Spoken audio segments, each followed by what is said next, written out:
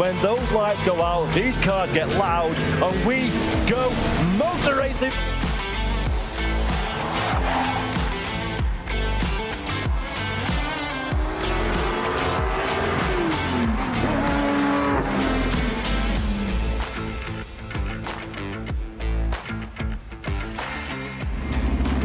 Coming through, big contact, this could open the door, and here comes Mark Fletcher. There's a spin with Samson.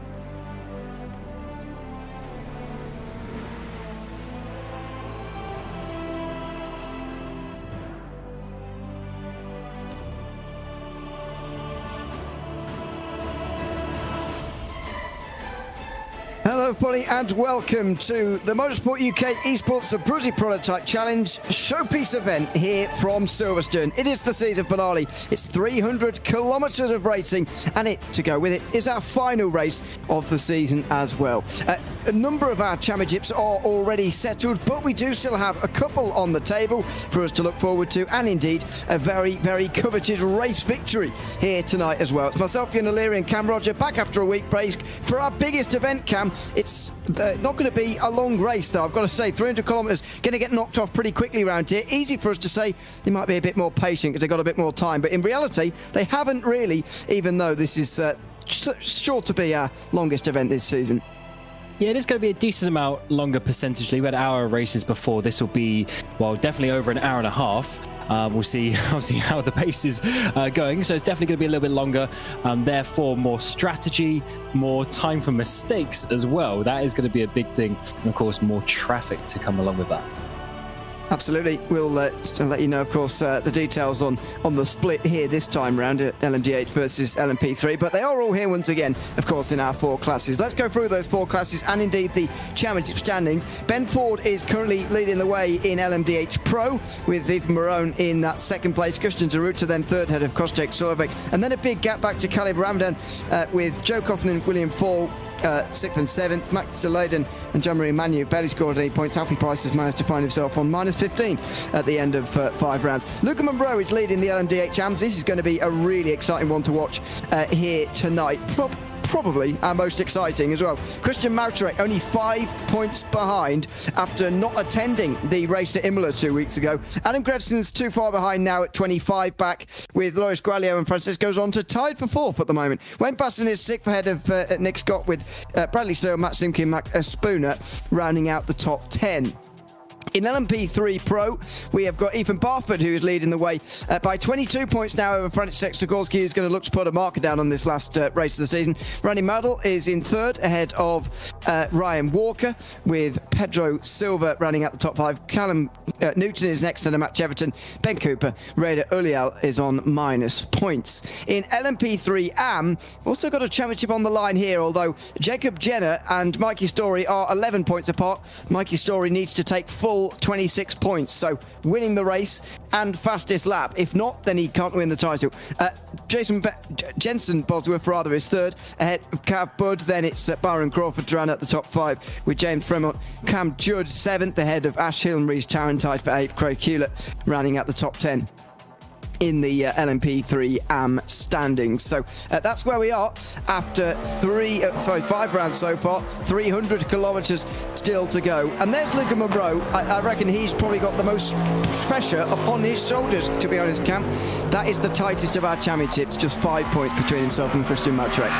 Yeah, he's been, pushing back on the pressure all season, but he really is probably the one to beat, I would say, from how the season's gone.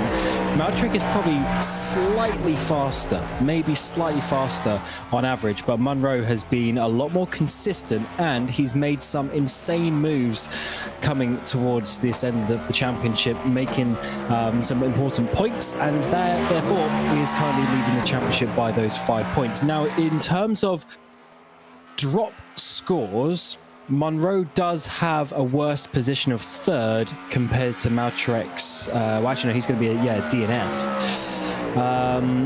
So it's going to be an interesting one in terms of where he finishes, because he's effectively going to lose more points when it comes to the drop score. So he has to be careful not to finish behind Christian, really, and then he basically has won the championship anyway.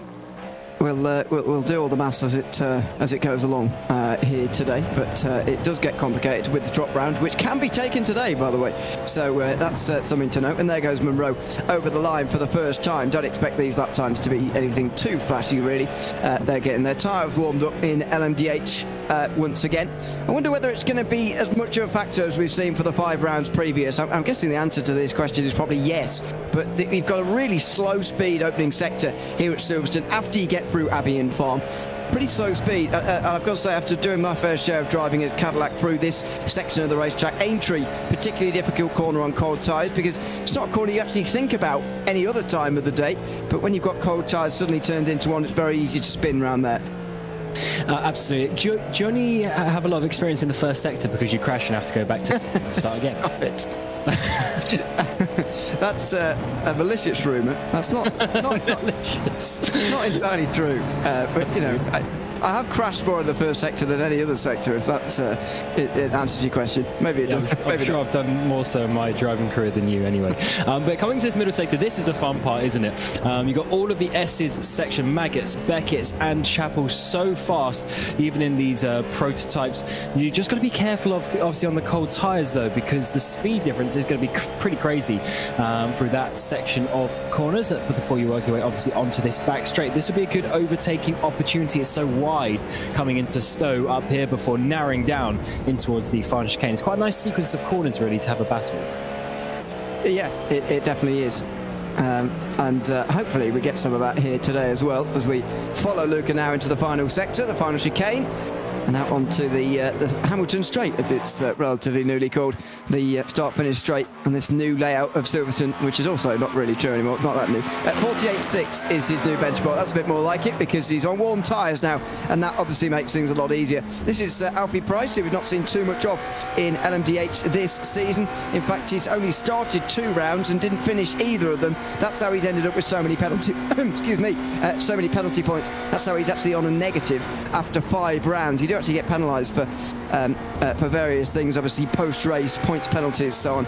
I won't obviously go into all the details of now, but anyway, ends up on minus points after the first 5 rounds. Effectively just here for a race result here, and it's going to be a pretty coveted race win they're fighting for this afternoon as well, because this is a showpiece event, 300 kilometres at Silverstone. It's going to be a fun race. 47.8 is a lot more like it, and that's going to be pole for the moment if it counts, and it does. So Alfie Price goes up to the top. These guys who have got no championship aspirations, with a real pressure off of their shoulders and a real potential to do something here in this last round. Yes, certainly. In some of the Lmdh Pro guys need to come and do their laps, don't they? We've just got a couple of them up the top, as Ramdan in second place. Here's Giruta coming through in the number 2 machine. He's had an up and down season, hasn't he? As he's had the highest highs, but some really bad lows, being way off the pace, being lapped as well as he comes in with a 47.9. That's going to jump him up into second place as well, less than a 10th behind Alfie Price. So that's a bit more like it. We're still waiting for Marone and Manu to set their laps as well. Marone being one of the fast drivers, actually, he should be challenging for those top places. Yeah, absolutely. This is Ethan Marone in the Accurate. Still not got a tie to his name just yet. Relatively gingerly makes his way out of Village in the loop and back down on the Wellington Straight. Munro just jumps back ahead of Khalid Ramadan there, who's actually in 4th place overall, but it's one of the pro drivers, of course. Has that Acura always sounded like that when it's off throttle? Or is that just me? Sounds a bit like an F1 car, but anyway. out of Luffield. It sounds like F1 car on power as well. A little bit does, yeah. It is V6 turbo, isn't it? So it's Pretty sure, yeah. Pretty sure it's a V6 turbo. We'll have to have to Google it. This is where you need people like Peter Mackay. He'd know that straight off the bat. We're just hopeless. It's got an engine in it, I know that much, but other than that, I can confirm it's a 2.4 litre twin. So it's basically the IndyCar engine. 2.4 litre twin turbo V6. Okay, there we go. Well, good knowledge on recognising that's the same as the IndyCar engine. So there you go. But yeah, I thought it just sounded a bit odd there as we were off board coming through Luffield. Anyway, into the final sector. It doesn't look to me like this is a lap time particularly operated on warm tyres, and maybe not even warm by the end of the lap. Look at that slide coming out of Stowe, a little bit of a snap, and down to first gear then for the chicane, quickly back up to second. Rather a good thing as well, just to get that power down on the exit, and now onto the front straight, and now the next time round might be a better opportunity. Watch this be in the midfield, I would imagine, if that even counts for even round. And maybe it was an outlap that we didn't quite catch the start of, but he's only got a minute left here and needs to get up towards the front, which Ben Ford is currently holding as the pole sitter at the moment. But that means he won't be able to finish the lap in time, so he's not going to be improving from here, so that's a shame. And a big shock there for Ethan Marone, who's going to be starting from the back there, which is not ideal. I mean, it's the longest race of the season, but it's not ideal to be starting behind all of the AM cars, because it looks like all of the pros, apart from Ramadan, are at the front, so he's going to have to get through a lot of traffic, which isn't really involved in his race. Absolutely, that is a real issue, especially early on as well. I'm frowning at the noise again. A little bit of gravel and whatnot being kicked up on the outside of Luffield there, actually. So the new system for bringing gravel onto the circuit does litter the circuit with stones every now and again. Not necessarily around this circuit, but it was noticeable there. All the drivers have just about completed their sessions, 26 of them in the field for this round. 14 are hypercar drivers, or Lmdh drivers, we'll call them here, and 12 LMP3s, so a few less on this occasion, but still relatively balanced, which is a good thing. But obviously not quite everybody who started the season getting to the end here for 300 kilometres at Silverstone, which is a shame, but expected as always. Ben Ford has taken the pole position for the final time this season then, with Christian Zaruta alongside. Jean-Marie Magny and Alfie Price are then on row 2. And Christian Mautrek, who's done his best possible job in qualifying to get into 5th off the start here. Loris Gualio alongside with Luca Monroe and Caleb Ramadan then on row 4. It is Adam Grevson and Stephen Hobbs rounding out the top 10, with Nick Scott and Wayne Basson rounding out row 6. Then you get to the LMP3 USET times. Andy Madel is ahead of Pedro Silva, with Francis Sikorsky and Ethan Barford, the two new pros, of course, after starting the season in AM. They are on the next row, row 8, ahead of Mikey Story and Ryan Walker. Mikey Story, the best placed of the AM drivers in LMP3. Jensen Bosworth next ahead of Jacob Jenner, with James Fremont and Byron Crawford on row 11. Capper, the last driver to set a time. Ethan Marone didn't set one, neither did Max Spooner or Jonathan Main, who rounds out the field in LMP3 at the back. I think those LMDHs will be allowed to start up towards the front nevertheless, and won't have to work their way through the field on this opening lap, which is coming up very shortly. You can see the fluorescent yellow Ferrari of Ben Ford on the, or Christian Zaruta rather, on the right-hand side. You can see the chromish number 1 car of Ben Ford on the left. And he's going to have a crowning moment this evening, effectively. He has won 4 out of the 5 races. That effectively means he has taken forward 4 race wins as his main score here, Ben Ford. A formidable season, and one in which he isn't going to be caught with a 28-point lead going into the final race. Yeah, definitely not. I mean, it would be absolute carnage if he doesn't win the championship after the season that he's had, because they've all been dominant wins as well by 10, 20 seconds.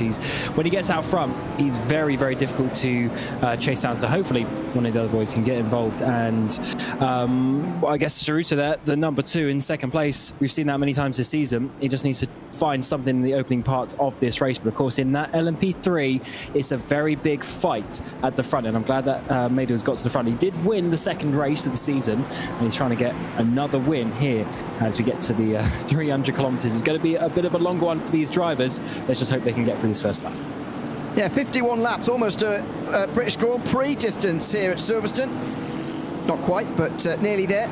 and it's going to add a different aspect because the Lmdh drivers at least know how many laps their race will be for the first time this season. So they work their way out of the final corner. It's time to go racing for the final time. 300 kilometres separating us from the end of the season. We're underway here at Silverstone. We're still 2 championships on the line, down towards turn number 1, and Ben Ford will take his lead from that pole position into the opening sector of the race, into turn 3. This is where things get more difficult, as in the background, one of the LMP3s has got off down the back end of the field. That might have been Jacob Jenner, not sure. He's certainly at the back now, and it was indeed him. Jonathan Main, I think, decided to start from the pit lane, maybe, as there is a spin coming out of turn number 3. Mautarek still leads, Munro up to second, side by side meantime for second overall, and that's Christian Zeruta trying to hold back Jean-Marie Magny. Down the inside goes Magny, who, don't forget, had that issue on the opening lap at Spa only a few weeks ago. He's got it through the opening lap much better this time. He's into second place ahead of Christian Zeruta on this opening lap. Yeah, Lmdh was Alfie Price who's gone around, but Ramadan also lost some spaces, so I wonder if he was involved in that one, the reason why Price went down, and maybe just some evasive action. But look at Ford, he's absolutely run away with it. That move for Magny has not helped the situation in terms of Ford's gap, and he's got a huge gap of 1.5 seconds as we're halfway through this opening lap. But Magny looking very strong indeed. He was quietly coming back in the race at Imola, and let's see if he has the pace here at Silverstone. Alfie Price, the only one to be embedded within the LMP3s at the moment. And that is going to be a lot of work for him to get back, as you see in the background, Mautarek and Munro weaving around, half warming their tyres, half battling with one another, I would imagine. What a situation we're in the Lmdh Am Championship. Just 5 points separate these two at the start of the day. It's a winner-takes-all situation. If either of them take the win, they are champions. That is how much is riding on this battle at the moment. And that is pressure. Munro, as I was saying earlier, he's pushed it off, but now this is the time to shine.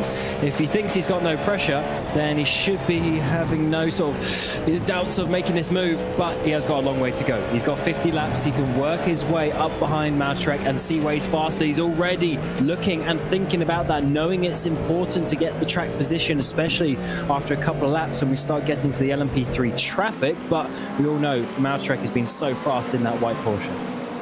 Yeah, he certainly has. That missed round at Imola is holding him back a little bit. You've got to remember, Munro, though, has taken more wins this season. It's been one of the two on every occasion, so you'd imagine this winner-takes-all situation is going to maintain to the end of the season. But will it be 3 each and a Mautarek title, or will it be 4-2 to Munro and a Luca Munro title holding on in the last round?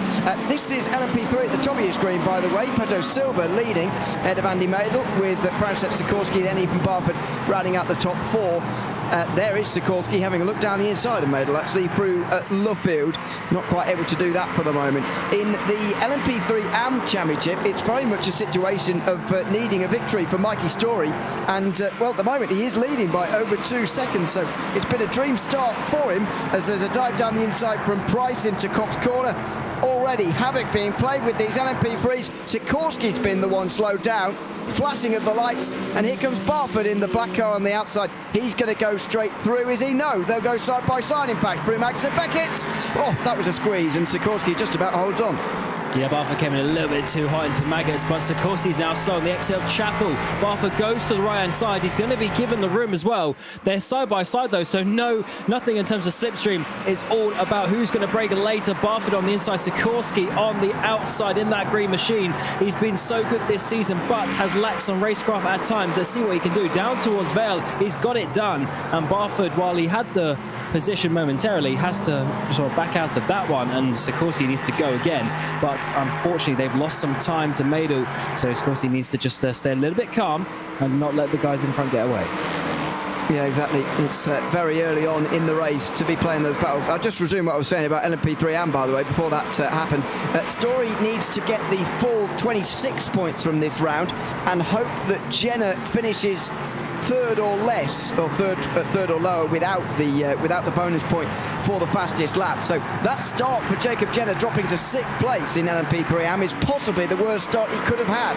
But it's the best start, or the best race to do it, rather, because there is such a long way to go. And there's so much time left in this race to actually do it. This is what happened to him through that final corner.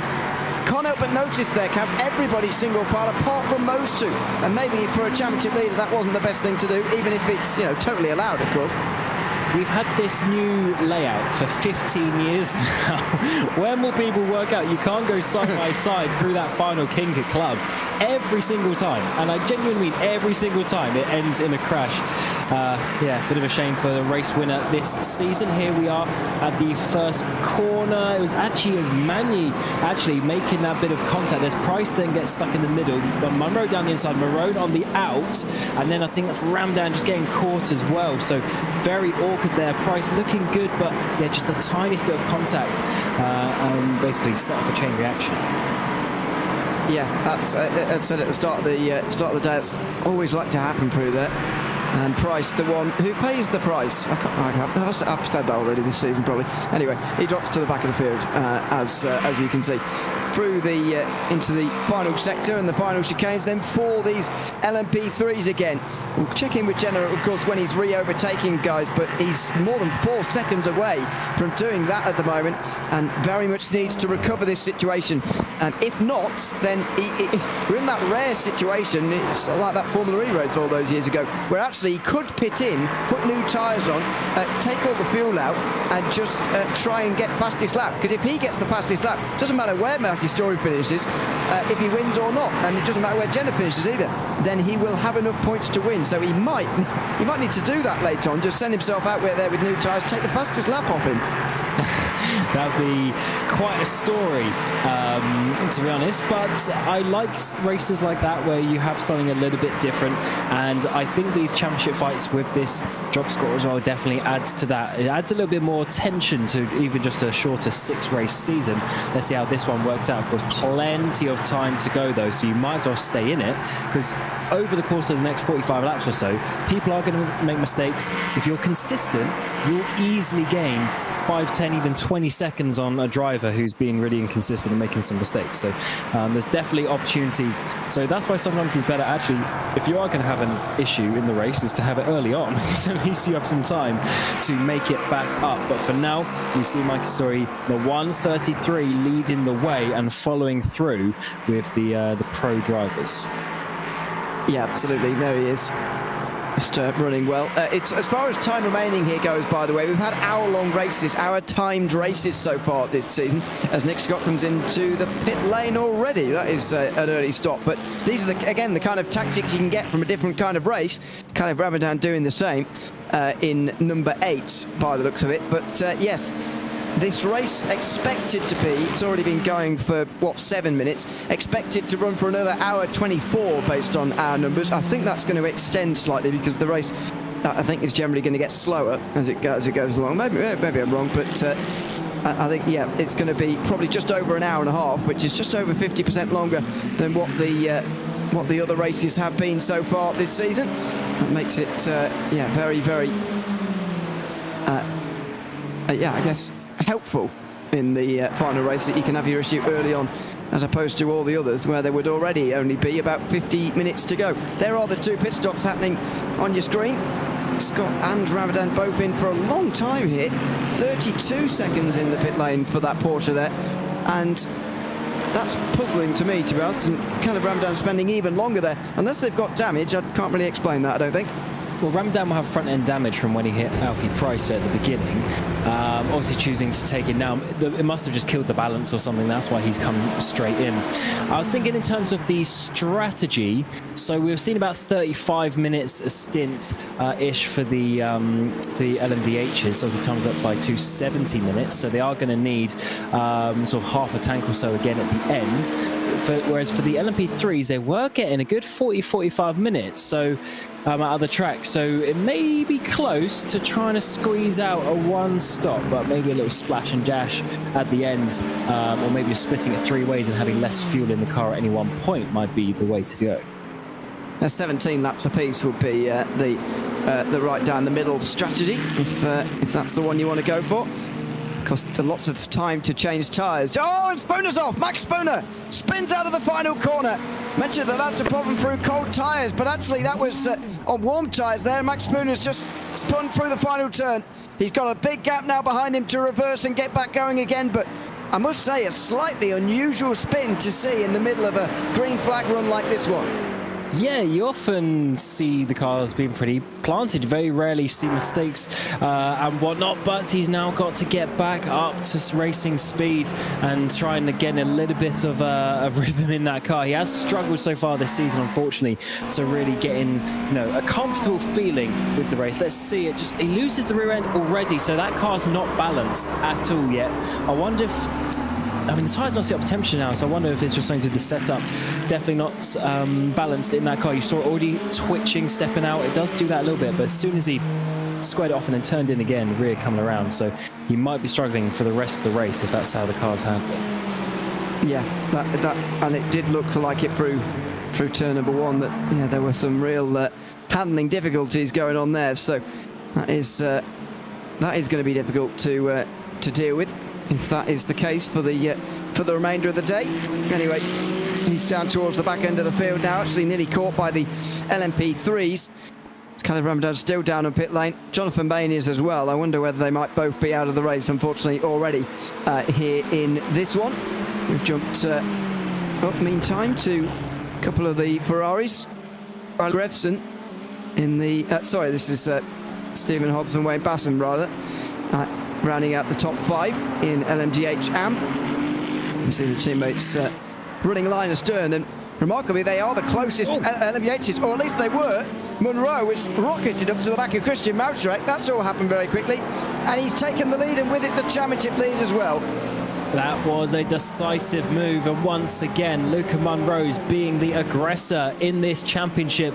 He's going to have to work for it today. He's not going to be given this on a plate, and he's had to make it work. He was looking at that move a little while ago, a few laps ago, and this time he finally made it work. He was miles behind.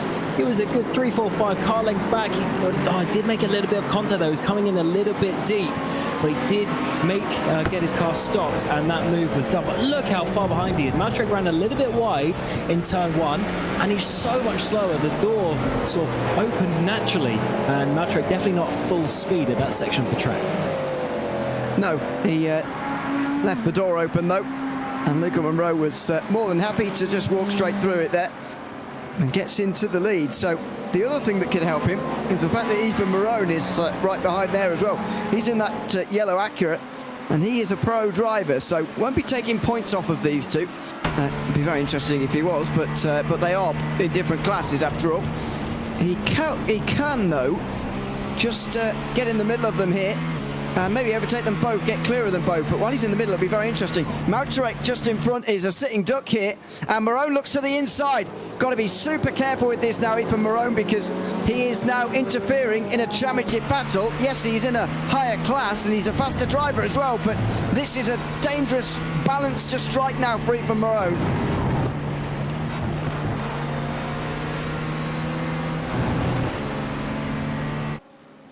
Down into turn 3.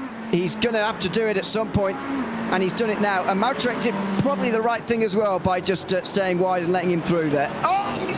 Marone spins in front of him! Marone spins in front of Mautrek. That sends him wide, and Loris Quaglio goes through. So does Alan Grevson. Suddenly, Christian Mautrek's down to 4th through no fault really of his own. Yeah, and he's wiggling there on the straight as well. That is such a shame. You were just mentioning it through the final corner. Marone is getting involved in a championship battle. I wonder if he knows that or not, but let's see. As he dived down the inside, turn 3, had that one all sorted, and then coming through, he just locked the rears on a tighter inside line. Almost came into the path for 2 other drivers as well. That is good that he realised that and pulled it out of the way, but that is such a shame. Wiggling there, I wonder if that's just him trying to feel out the balance of the car, because, I mean, it's definitely his fault. He can't be mad at Mautrek for that. And we've seen a lot of that so far. We saw Max Spooner there as well, out of the final corner, spinning in a very unusual moment. That's Marone. I know that this is these are lower speed corners, and the higher speed turns are where the cars are more planted with their more downforce, but we've seen an unusual amount of incidents so far in that vein, as we have a look back at Cav Budd side by side with James Fremont. A look at the dark green car in the background. That is Jacob Jenner. Finally, he's going to begin his run back through the field again. Yeah, that's what we want to see. He's got plenty of time though, and he is only 11 seconds off the lead, which is not too bad considering we've only had 20% or just shy of 20% of the race. So he's got time, and he of course is one of the faster drivers in the field, as he has one of the hypercars come down the inside of him, and he needs to just work his way through nicely, do it one by one, and see how this middle part of the race progresses for him. All of the cars ahead of him are AM drivers as well for the next 4. So the next 4 LMP3s in front of him are all 4 position in his class as well. So there's going to be no mix-up, and Whoa. he's got 3 of them there. you said, just as he said no mix-up, there was nearly a mix-up, but that's fine. They get away with it with the faster traffic there. So Jenna's got to do this efficiently now, because don't forget what I mentioned earlier on. It's not really the gap to the leader. He can finish behind Mikey Story and win the title here today, even if Story wins. That's not a problem, but he does need to finish second if Story wins. Well, Story needs to win. It's the only chance he's got. So he needs to finish second. Jenna's objective's pretty clear here. And so the gap really is to Jensen Bosworth, who's currently 3 seconds off Story, and that means at nearly 9 seconds ahead of Jacob Jenner. Now, as you say, they've got nearly 80% of the race left, more than 80% of the race left, so plenty of time for Jenner, but that time is going to go away pretty quickly if he spends ages stuck behind people. And Fremont there immediately makes a mistake that he's got to pounce on now. And this might be the run that he would have wanted. He's got a straighter exit, and as we come through the kink onto the Wellington straight, he's already making the overtake before they even get to the end of the curb. But does he have enough of a overspeed, because he had no slipstream being too close? A big dive down the inside of Brooklands, and oh, that's way wide. Jenner's gifted that place there. And as we come in towards Luffield, he has that move done. So there is 1 position ticked off. There's obviously quite a few to go. And looking at the previous laps as well, he was half a second slower than Story last time. So as he goes through this traffic, he will continue to lose time. So I don't think he's going to be winning the race on pace, but chasing down Bosworth, that is what he needs. Yeah, exactly. Doesn't need to chase down Story really at this stage. He just needs to finish near him ish. He's not finished outside the podium places all season, by the way, so it would be a surprise to see him down here as Adam Gredson's recovering from a spin. This will help Christian Mautarek, who incidentally is over 6.5 seconds now off of the lead of Luca Monroe. How did Gretson go off here? Was he involved with Mautarek maybe? No, through turn 4. Christian Mauterek's not having much luck, is he? He had to slow down again there for somebody else's mistake.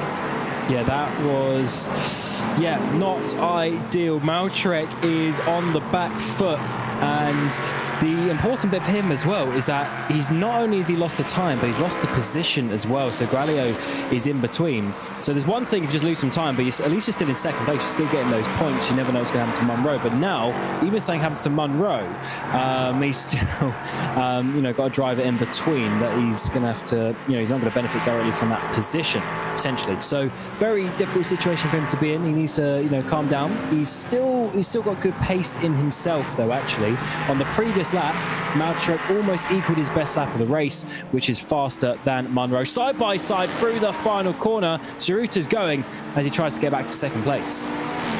It's on Jean-Marie Magny, who took the place from him in a legitimate overtake on the first lap, actually. Didn't see too many of those. There's a lot of spins and places made up that way, but it was a legitimate pass from Magny, who now has got Ceruta right behind him. And you imagine Ceruta is a little bit quicker here. He gets a late apex at turn 4, stamps on the power out of the corner. Look at the amount of wheel adjustment there as well, even just coming through Aintree there. Just takes some thinking about. He now gets on the Wellington straight towards Brooklands, towards Luffield, down into second gear. It's a later apex anyway. Now he dives for an earlier one, going into the early part of Luffield. Looking for anywhere he can gain a small advantage here, but he's got to be closer than this if he wants to overtake Jean-Marie Magny. If he wants to win, he needs to do this pass pretty quickly as well, because that gap's already 5 seconds to the leader, Ben Ford. Yeah, it wasn't opening up much in the first few laps, but as we've got near a lap 10, it's starting opening up, and this is a huge run down the inside, which will turn to the outside. That's Ceruta to back out of it, off the road that he goes. Magny hold on to that, but Ceruta, that was a high-risk move, and he's lost a lot of time and momentum from that, so he's got to sort of get back in line and try again.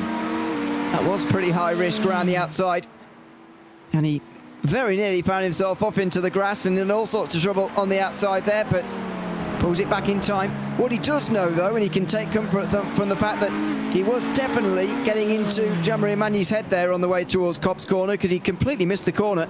Not really a corner you often brake too late for. You maybe turn in a bit too early or whatever, make a mistake that way, but it was just braking a bit too late for that, to really missing the apex completely. And that's how Cerruti got his run. In the end, it didn't turn out to be the blessing it initially looked like, because he very nearly found himself off the road completely through Maggots and Beckett. He'll have to find somewhere else to make a move like that, I would imagine. And it could take some time as well. The way these two have been racing so far suggests that it might well take a while before Christian Cerruti is actually able to get past Jean-Marie Magny. And something that may not take as much time is Mautrek catching up. Well, firstly to Gualia, but also Munro. On the previous lap, he was 0.6 faster. He's got speed in that number 17 machine, has Mautrek, so I'm very keen to see that battle reignite itself. And he's getting close. He's now less than a second to Gualio for second place in the Lmdh AM category, so that is turning into something very, very good indeed. We also have a fairly close battle coming in the LMP3 Pro League that is under a second, as Sikorsky is getting closer to Pedro Silva. So a couple of battles for the race lead, that is what. Absolutely. Andy Medal has lost places to go down to 4th behind Barford and Sikorsky, so that's interesting. Not sure how he's ended up down there in LMP3 Pro, but it has indeed given us this battle. That is, and that is it. That's actually Alfie. It is Alfie Price getting through, I'm pretty sure. Nick Scott still working his way through these guys as an LMDH driver, pitted early, of course. We're getting to that stage, by the way, if you want to split it into thirds like you suggested earlier on, and either of these two categories might well see somebody doing that, then only 5 laps away from that point. So these laps are getting knocked off very, very quickly indeed. The pace at Silverstone very, very high. And it's a 300-kilometre race that is not really going to feel like it, to be honest, such as the pace of this circuit. Of course, it's not going to quite be 300 kilometres for these LMP3s. They will be lapped multiple times before we ever get there. In fact, they'll probably be lapped at least 3 times, which takes away, what, about, I don't know, 1/6 of the distance, something like that. So yeah, they will not quite do this. No, that's not quite right, is it? But anyway, they'll not do quite 300 kilometres anyway. They will. I'll just pull up a little bit short of that. The same unknowingness about how many laps they're actually going to do remains, whereas for the LMDHs, finally they do actually know what their target is in terms of lap here today, for the only time this season. For some reason, my brain is telling me it's actually harder for them to work out exactly, but look, it's just 1 lap here and there, and they're going to have probably 2 stops anyway, so they'll have a lot of time to do the maths on that one. But yeah, I'm not too sure if it's easier or harder. As you say, they never really know. It just depends on the pace and how the race pans out. But the thing really is, that is very awkward indeed, and that's going to lose some time actually. This is Nick Scott trying to come through, but the thing is, these hypercars, they're only about 4 seconds, maybe 5 seconds a lap quicker. It's not actually that big around here, despite the length of the circuit. It's actually not too bad. There's a lot of medium speed corners where this LMP3 is basically the same as the hypercar. Yeah, it's surprising in some places. So initially there, Sikorsky had a real bit of closing speed on the way towards turn 3. That narrowed very, very quickly, and now he's really applying the pressure to Pedro Silva just up in front of him here. Mautrek's doing the same, by the way, to Loris Gualio up front. There's a couple of battles to keep an eye on just for the moment. As these guys come towards Brooklands, there's going to be no chance through this time round. But as I mentioned, the actual leaders are not that far away here. So Ben Ford, Jean-Marie Magny and Christian Cerruti are not separated by very much, and they are not too far away from these guys. Probably a few laps away from actually lapping them, but it'll be a big moment when they come through and actually do. And here we go in terms of the battle igniting itself down in towards turn 3. Mautrek has been one of the faster drivers this season, of course. That's why he's battling for the championship today. But also he's been... that's an easy position there, because Gualio's gone. And Mautrek, what's that, like a third car to spin in front of him, and they're possibly all at the same corner as well. And that's one of the easiest positions he's ever going to get, as we've seen Gualio still trying to get through. Unfortunately, he's lost a position on the track to Marone, Grevson as well. He's down to 4th in class. Absolutely, that is not great news for Loris Gralio, but even worse, I would say, for Christian Mautrek, because the amount of time he's lost now slowing down for other people's spins is unbelievable. Through turn 4, this is a look at it. He just missed the apex there. Gralio was trying to get it turned back in time, but I mean, I've got to say, when I started this broadcast here today, I thought we were going to see cold tyre spins through turn 4. I absolutely thought that was going to happen. I did not think that 13-lap old tyres, warmed up as much as you could hope for, would be behaving like this, even at a slow speed corner for these cars. I wonder if it's just the way that the drivers have set up the cars today. We've seen a lot of loose rear ends. Maybe, I don't know, they're trying to get some rotation in the car, but turn 4, which is basically the slowest corner on the track as well, it's basically it's the only hairpin style corner. Got a couple of chicanes, got a lot of fast medium speed corners, so you sort of have to compromise. That's a big send up the inside. That is not ideal place to make the overtake, because it just really lost both of those cars time, but that is Magny actually with Giruta behind, so that's why he did it, because he didn't want to hold up and lose some time with Giruta in the background. Absolutely. It's the common or the constant battle between slower and faster class traffic, as Jacob Jenner now is already on the back of Baron Crawford for third position. A look down the inside from Magny, and Jenner's going to try and follow through. Exactly what you want to see from a driver looking to make places. He's using the faster traffic to try and go through, although on this occasion Jenner's got Giruta down his inside, and so he couldn't quite do the same. He can't quite follow through as Crawford has to pull out the way. Jenner's going to get a good run even into Kopp's corner maybe here, as he went a bit wide there, Crawford, through Woodcote. No, can't go through, but yeah, this is good news for Jenner. He's made good progress here. Certainly has, and this is going to be working out very nicely for him. Coming up through the S's section, he's getting closer and closer. He's almost too close, actually. He needs to be getting some slipstream as he works his way out onto this back straight, onto the hangar straight. What is he going to do? It is long enough in these LMP3s. A bit of weaving ahead as he tries to defend the position, and Crawford wants to hold on because, of course, this is still for a podium place in class, but Jenner not close enough this time around. Nope, not this time around. I'll just acknowledge Josh Merrin's YouTube chat to us at the moment. Says that he's worked it out and Jenner only needs third place for the LMP3 AM title. I still don't think that's true, because third place would only be 15 points. That would give him 104 for the season. If Mikey Story gets the fastest lap and the win, which I believe he does still have at the moment, yes he does. He has the best lap as well by some distance. That would give him 26 points, which added to his current score of 79 is 104 as well. Story's won 3 races, Jenner's scored 2. I can't find any countback rules in the rulebook, so I'm going to guess that it's based on most wins. If it's based on what your drop score is, and therefore what your total score is at the end, then Jenner would win, because his drop score is currently better, but only if Jenner finishes third today. If he finishes lower than 5th today, then his drop score would be worse, because he'd be dropping this score. So I'm not sure it is true that Jenner can finish third and win the title. I certainly wouldn't feel comfortable, but then again, I don't actually see any countback rules in the rulebook, so we'll have to get to the bottom of that. But they would be tied as it stands on points. I remember, oh no, another car's gone off at turn 4. This time Stephen Hobbs in his Ferrari, just rejoining awkwardly in front of one of his teammates, actually, at a difficult point off the track. That is Wayne Basson, who's gone through, the number 9 on the 27. Let's see, this is all on his own for now. He works his way through towards turn 4 and just, that's on the exit.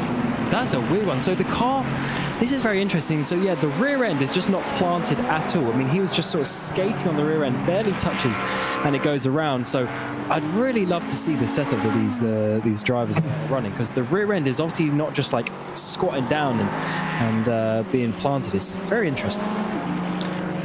Yeah, Josh acknowledges as well that he's only assuming because the countback rules aren't stated. Fair enough. I don't know which it would more likely be, total points or most wins. I honestly don't know. Well, back in British F4 a couple of years ago, it came down to most wins, their most second places, their most third places even. And I'm pretty sure that day, with McEwen and Gordy, they had a different amount of third places. I think they had the same amount of wins, same amount of seconds. They came down to third or something like that. It was crazy. So at least that's what we had back then, which is MS UK. But you never know. They change things along the way. Exactly, yeah. And of course, it's not something you often plan for. I can't remember the last time I saw excuse me, a tied championship in the world of motorsport. Maybe you can point Max to one. Verstappen 2023. Eh?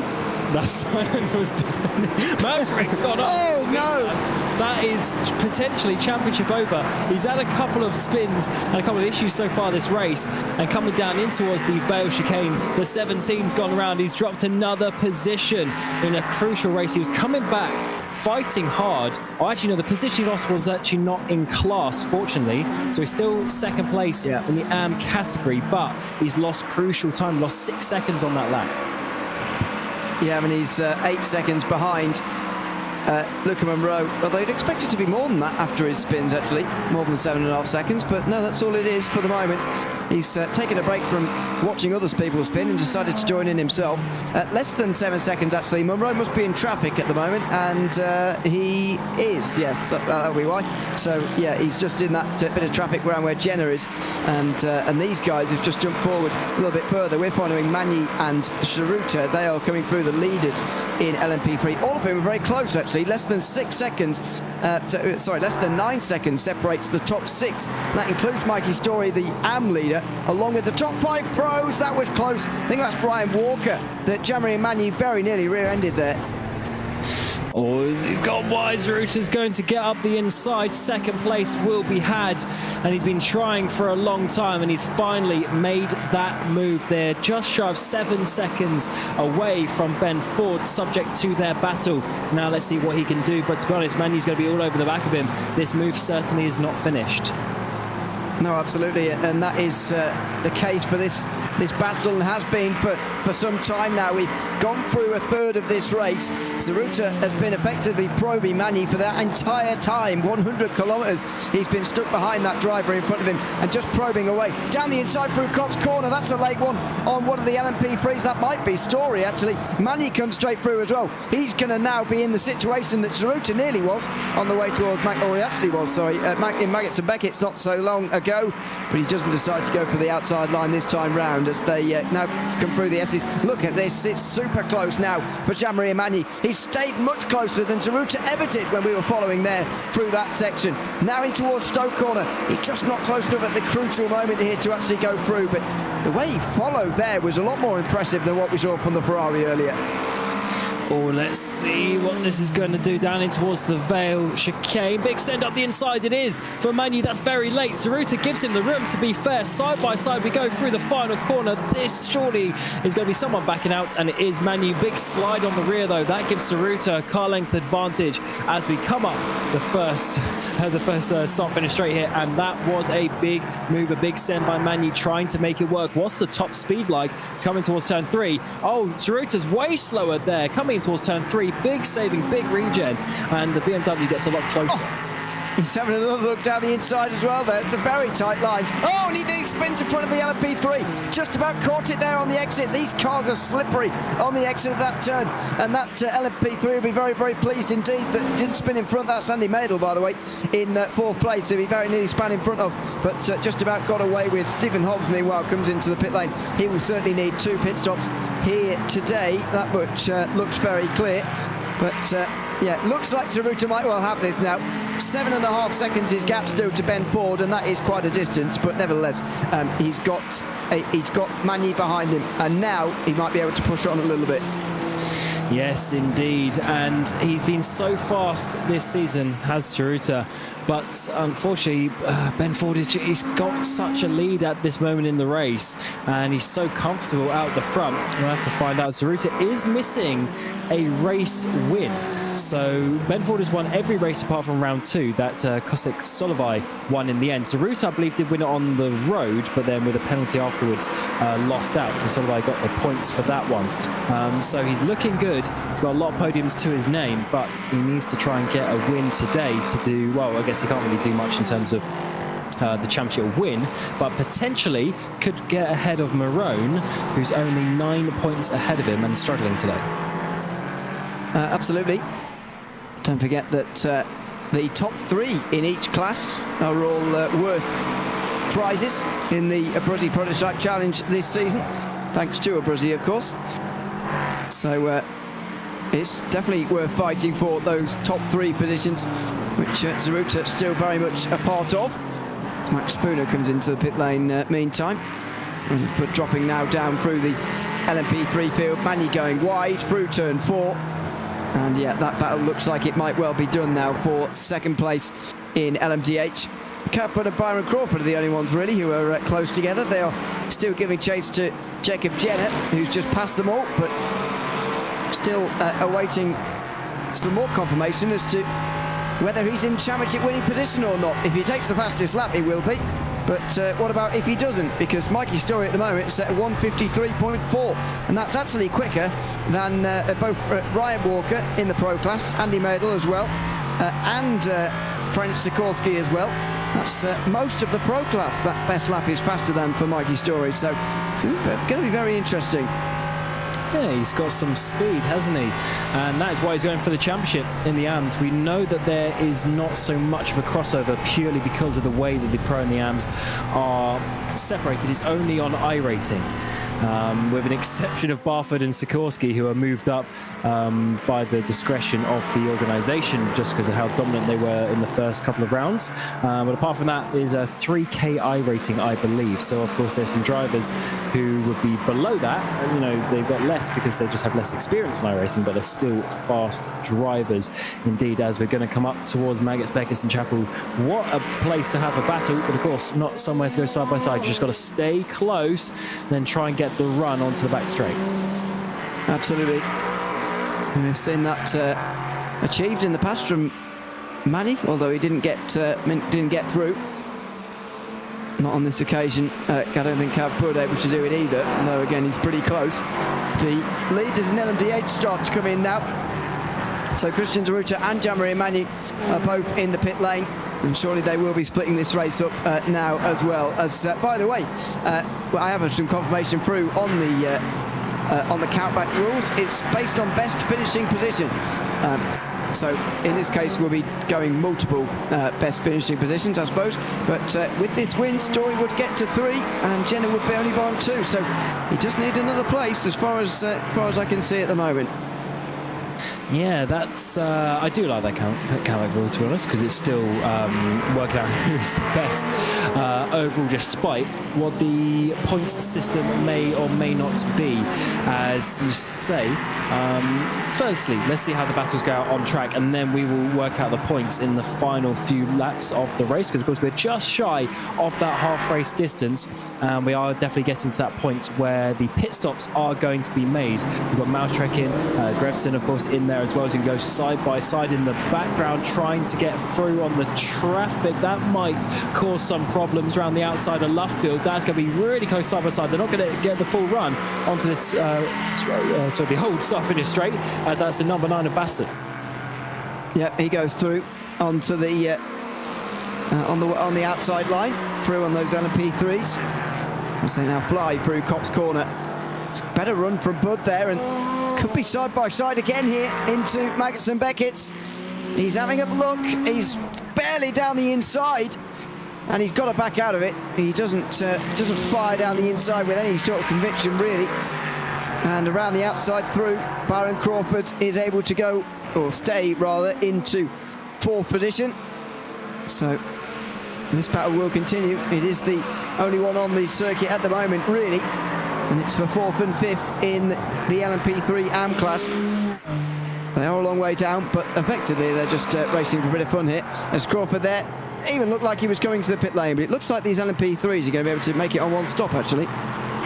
Yes, it's going to be touch and go from the maths that I was doing in my head. looking at the previous ones, but it also is one of those things where if you can save an extra lap of fuel to make it work, or even 2 laps over the course of a 25-lap stint, there's actually quite low percentage. So it might be worth doing around here to save a whole splash and dash at the end just for a couple of laps worth of fuel.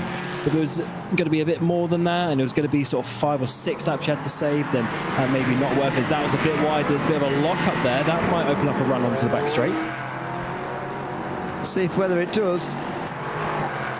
Sure, well, he's quite close, and so the lack of a braking zone at Brooklands won't seem to matter too much. Down the inside he will go, and through he will go as well. So Cav put up to 4th place with a nice move down the inside on Byron Crawford. All those stops in Lmdh, have been happening. Loris Gualio with a much shorter pit stop, and now they're queuing up behind him. Alfie Price and Luca Monroe. Mautarek a lot closer as well, because he only took 1 second less in the pit box than Monroe, and he's been catching as well. So it's getting interesting in Lmdh AM, with Loris Gualio now leading the race, although it may only be temporary. So we're going to have about a 7 to 9 lap sprint at the end of this race after they make their second pit stop. That is going to be a very fun one at the end, because you want to take some fresh tyres, but then it will take half of the stint for them to warm up.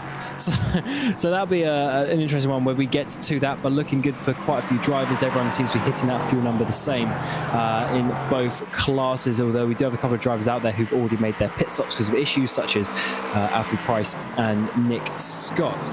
We're still seeing this battle work through, but it looks like Bud has sorted that one out. We look at the exit of the pit lane. Is there going to be some changes? There's Ben Ford. He comes out. He is behind Saruta and Magny, because of course they've already made their pit stop and they're up onto the hotter tyres. Although having said that, the pit stop was way longer, actually. Oh no! Ben Ford got around, and that could be very crucial. I mean, he'll heat up his tyres a little bit, but he saves it. But I'm just trying to work out, because his stop was double the length, so maybe the other two didn't take tyres? Yeah, they wouldn't have taken tyres in that length of time, as Sikorsky stayed in front of Barford. Ben Ford definitely took tyres there, 32 seconds. Ethan Marone did the same. Very similar stop times from Luca Monroe, Mautarek, Scott, Grebsons, Basson and Hobbs. And Gualio now actually gets past Ethan Marone. Well, that's actually a proper battle there. Proper battle pack from 4th place on backwards there overall. They are running nose to tail. And who's that going slowly on the Wellington straight here? Is that Gualio? No, it's Ethan Marone. What is he doing going so slowly? That is very bizarre. Unless he was just recovering from a spin there, and we caught him at that very moment. There's Monroe. He's gone straight through. Mautarek hasn't. He's still a few seconds further behind. Yeah, I'm pretty sure that's what Marone was doing. He's still slow coming off Luffield, but we'll focus and concentrate on Monroe. He gets the run up towards Copse Corner. Does he want to make the move? No, not there, as he doesn't need to, because the direct position is not for what he needs to do. It is, of course, Gualio, who is the yellow car up ahead.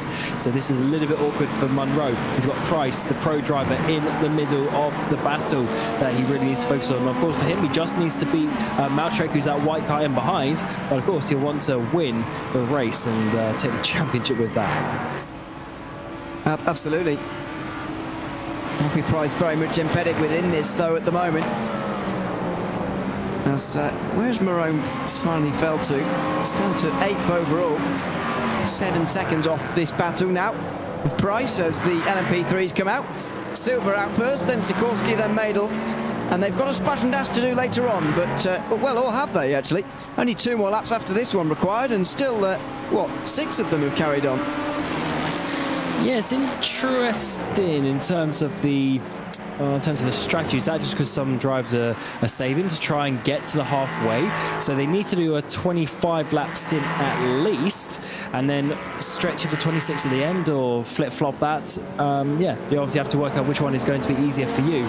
Going longer in the first stint is always better, because you have to save less, and you don't have to basically worry about that in the second half of the race. Here goes Monroe. This is not for position, but the track position is also important. Price is going to defend down the inside, and Monroe's going to have to sit behind for a little bit longer. Yeah, he is, and this is just not helpful at the moment. Really not helpful for Luca Monroe. Alfie Price came in 13 laps ago, don't forget, at this stage, so he can make it to the end, but he effectively stopped at the earliest point at which he can make it to the finish line. He will not have taken tyres yet. Monroe has. Oh, and that's a risky move down the inside. This is exactly what you don't need as a championship leader. In fairness, now that Mautrek is not winning either, Monroe finally does get through. Now that neither of them are winning, this helps Monroe, because a second and a third would be fine by him if Mautrek, even if Mautrek finishes ahead of him, so that's okay. But Gualio is going to fall away in the pit stops, and he didn't need to get stuck behind Price for any longer. Absolutely. What's your opinion, though, on Price there? I mean, he doesn't want to affect his race too much, but he has lost out more because of that battle. Surely he could have, should have, would have just let Monroe have that battle when he got side by side the first time. Maybe that would be in the smarter way of doing it, but we do have a bit more traffic on the LMP3s there, and Monroe's getting close, and I think he's faster than Gualio at this point of the race, to be honest. It does look like it. Oh, there's an awkward rejoin there at the bottom of your screen. That was Story behind Walker. And Mikey Story's very stuck here. He doesn't have to let all those LMDHs pass. They'll already be through, which you'll be pleased about. And look at that, lap 25 at the top of your screen. Again, these LMP3s don't know how long they're going to go. And Byron Crawford has managed to avoid stopping up until this point. So at the end of lap 25 for the leaders, he'll be coming in for the first time. I wonder whether Byron Crawford is going for the fuel-saving strategy, trying to make this work, as Luca Monroe dives to the inside line of Loris Gualio, and despite the less fuel he's surely got on board, Gualio, his older tyres are showing, and he's lost the lead, and he's got to stop for 10 seconds longer at his final stop. And yet again, Monroe makes a move when he needs to. He's faster at this point in the track, slides it down the inside, and will now be able to pull away nicely. Mautrek, considering all his problems, he's only 2 seconds behind, and he only had a 1 second shorter stop. So he's definitely a little bit faster, is Mautrek, I think, on raw pace today. Let's see what he can do. We're halfway through the race. Still plenty of time for Mautrek to get this championship, to be honest, if he gets past both the drivers in front of him. Absolutely, as Monroe gets Gualio with close attention there on the way towards Stowe. Let's have a look back at what happened to Alfie Price here. This is just in behind. Oh, wow. And that, oh, wow. That's unusual. Ryan Walker there went off into the gravel himself, and there's a bit of miscommunication. This is a better view to see it from. So come out the corner, Walker goes off into the gravel. Price thinks he can go down the inside, he can't. Loses it on the grass, and that'll be the end of his, well, it might be the end of his race, might have carried on. But no, he's back in pit lane at the moment. That was unusual. Yeah, that was... That's a difficult one, because for Price, I think every hypercar driver would go to the right-hand side there. And for the LMP3, I think they were trying to help and get out of the way by getting to the right, but that was not the way to do it, because you got to be predictable, and he was on the left side of the track, so the driver's going to go right. By moving right, he caused that problem. So I understand he was also trying to help the situation, but by making an unnatural change there to his line, that certainly caused that crash, in my opinion. I think so. I think Walker was thrown off generally by the fact he went off into the gravel, so I'm not saying that's really an excuse, to be honest, because it isn't, but it's a mitigating factor anyway. And well, that looks like it be the end of Alfie Price's day anyway. He's down on pit lane, and it looks like it's the end of that. Nick Scott comes out the pit lane after 32 seconds in the lane. Not sure that'll be his last stop. We are in the second half of the race, but don't forget these LMDHs do all have to make 2 pit stops here today. Not a requirement, but they will run out of fuel if they don't. Jacob Jenner is now 13 seconds behind Jenson Bosworth as things stand. He's getting to that stage now where he needs the best lap to really compete. 53.3, the current best lap in the class from Mikey Story, and Jenner has only got a 53.5, and that's the next fastest lap. So he's chasing that fastest lap, and he needs it right now as well. As it stands, Story would win 3 wins to 2 on countback. And that is Yeah, not ideal, and that means you've got some work to do in this second half of the race. And what we're seeing actually is the gaps are staying fairly close as the race goes on. I was expecting maybe it being a longer race, a couple of stops coming into it. I thought maybe we'd see some gaps open up, but quite, at least at the front, if you look at the leaders, apart from the AM category of LMP3, the other top three categories are all just a couple of seconds, which means there's still good opportunities a bit later in this race, and especially for the second place in class in the Lmdh AMs, it looks like Gualio is going to be massively under threat from Matrek in the short term. Absolutely. It's going to be very interesting to watch that in Lmdh AM. I've got to say, I thought that when Matrek had those problems, I thought it was over in that class, but well, he keeps coming back, just Matrek. And Monroe won't be delighted about that. It's going to be a close battle right to the very end, 23 laps. And whoever comes out of the other side with the title, by the way, is going to have very much deserved it. And they're going to be very, very relieved by the end of the day as well, because for both of them, this has been a race of trials and tribulations. I can't help but feel, though, now Matrek's got less people to spin in front of him. He's got more speed, and he's generally been catching Luca Monroe, actually. That's such a funny way of putting it. Less people to spin in front of him. I don't know about that. There's still plenty of cars out there on the track. Depends who he finds himself behind at any one time. But he definitely has, as you say, the speed today. Well, not just today, in this whole season. And I think is one of those ones, if you reran the exact same season again, the exact same drivers, same setup, same practice, everything, he probably could and would win the championship. But he might still do so today. He just needs to get past Gualio and then chase down Monroe, put some pressure on Luca, and try and force a mistake that could change the path of this championship. Absolutely. It's going to be so interesting to watch. Again, another key part of that is going to be this pass that has to be made quickly here from Christian Matrek, the driver of this Porsche 963, in behind that Acura. It's not really on their strategy, to be honest, but Gualio has a right to be there. He's defending as well. That might not be to Matrek's liking particularly. In fact, it definitely won't be, but he's entitled to do it. Now Matrek, though, gets to the inside. Unusual that there's a space for him to get down at left field, and now they're making side-to-side contact. Well, this is costing him even more time and helping Luca Monroe even further as well, as the gap grows to 4 seconds. In towards Cobb's corner they go. Matrek needs to make this pass soon. He's on the inside, and so he'll get it, but it's going to be a run from Gualio on the exit. He's going to get the better run into Magnus and Beckett, and he won't quite be alongside in time. So finally Matrek gets it done. It has cost him another second, though, and it's cost him another couple of laps. But I think that's still better. If he stayed behind Gualio for much longer, that gap would be the same, just in a lap or two's time. So he's, taking the risk. He's taken the heat now, but he's got past, and that's the important bit. So now the 17 is chasing down Monroe. It's Porsche versus Cadillac, and let's see who's going to come out on top. Max Spooner, turn 4 yet again. How many drivers today have gone around at turn 4? Obviously the most difficult corner on the track today, and the 63 has to roll back and then get his way back out onto the track. With having said that, he's actually down pit road, so he has been there for 2 minutes. So I wonder if that is some damage or maybe a DNF. Might be. We've already seen Jonathan Main, Khalid Ramadan, Alfie Price, and maybe now Max Spooner as well, all retire from the day. A real shame to see, but we were always going to get some here at the final round of the season, that is for sure. 300-kilometre race, as you can see. We've got a lap counter at the top left of the screen in case you've been with us for the rest of the season, come back confused. The rest of the season undertaken in 1-hour races, 300 kilometres this time round, though, which I've got to say I'm quite enjoying so far. It's a little bit of a longer race, but we're fast approaching the final third.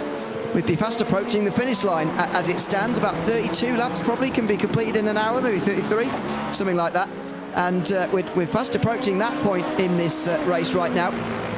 So it's good that we're going on for a little bit longer. The second pit stop adds a level of strategy to every race, I feel. So it's been good so far, and again, it's good for the Lmdh drivers to know exactly how many laps they've had, and it's perfectly balanced in LMP3, where it is actually feasible to save enough fuel to make it to the end, I think.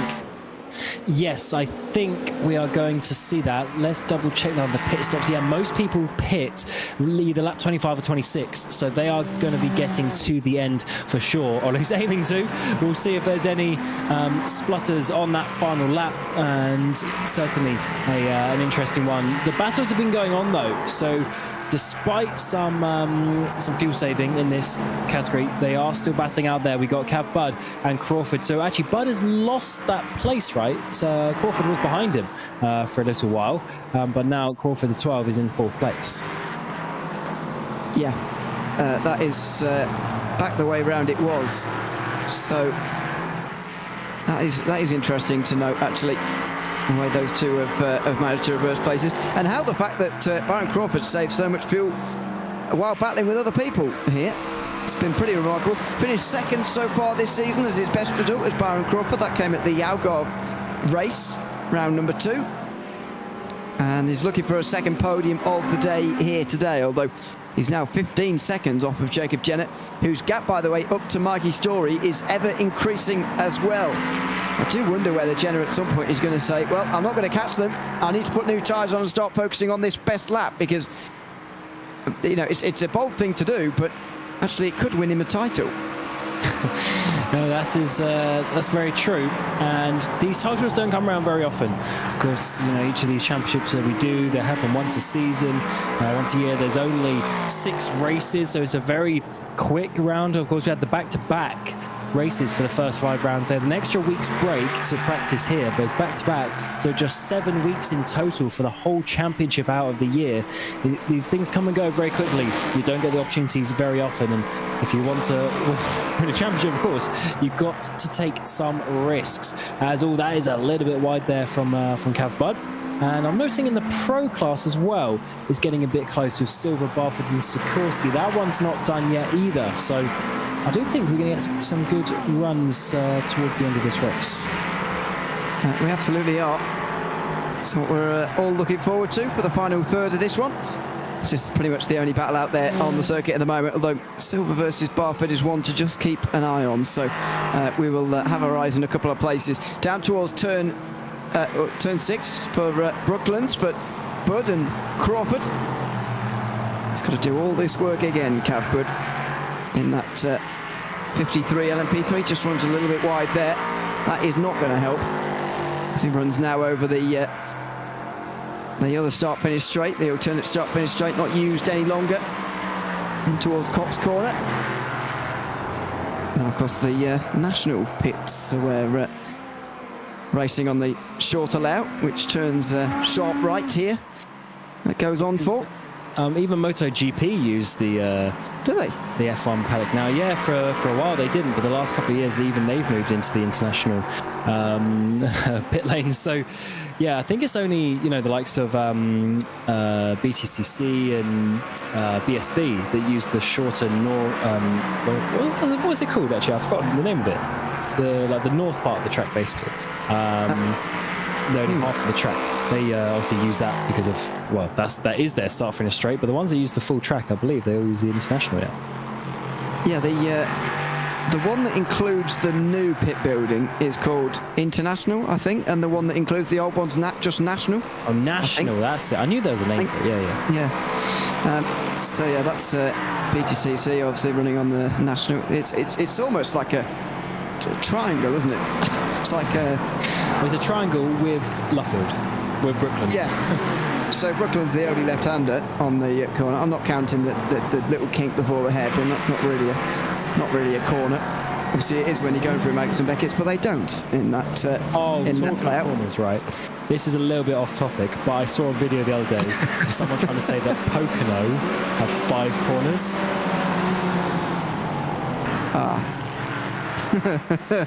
I know it's way off topic, but when I saw that video, I was like, no, come on, mate. Come on. It's kind of on topic. I was about to compare Silverstone National to Pocono before I stopped myself, but yeah, I do get what they're saying to go in line with the rest of NASCAR's idiotic corner numbering, but no, that is not the way that should be done. For some reason, the Americans just don't have a grasp on corner numbers. Not sure what it is, but because did you know this is funny? Because in a track like Indianapolis where they were this weekend, it actually has 4 corners, right? And then I saw someone then try to say that it had 8 corners, and I'm like, mate, come on. Like, Indianapolis has 4 corners, right? A normal oval, you're pushing it, calling it 4. Indianapolis does not have 8. Come on. They say that entering the corner and exiting it is one corner. I can sort of understand, right? Well, not really. I mean, do they want a corner for everything they have to do on a racetrack? Yes. But then you get tracks like Sonoma, where they also forget whole corners. Oh, this is going to be awkward. 3 wide through the middle for Bassam, but actually that worked out. That worked out all right. Didn't work out all right in the end. But so this is the battle for the LMP3 Pro lead at the moment between Pedro Silva and Ethan Barford. They are currently, as I say, about 2/3 of the way through this race.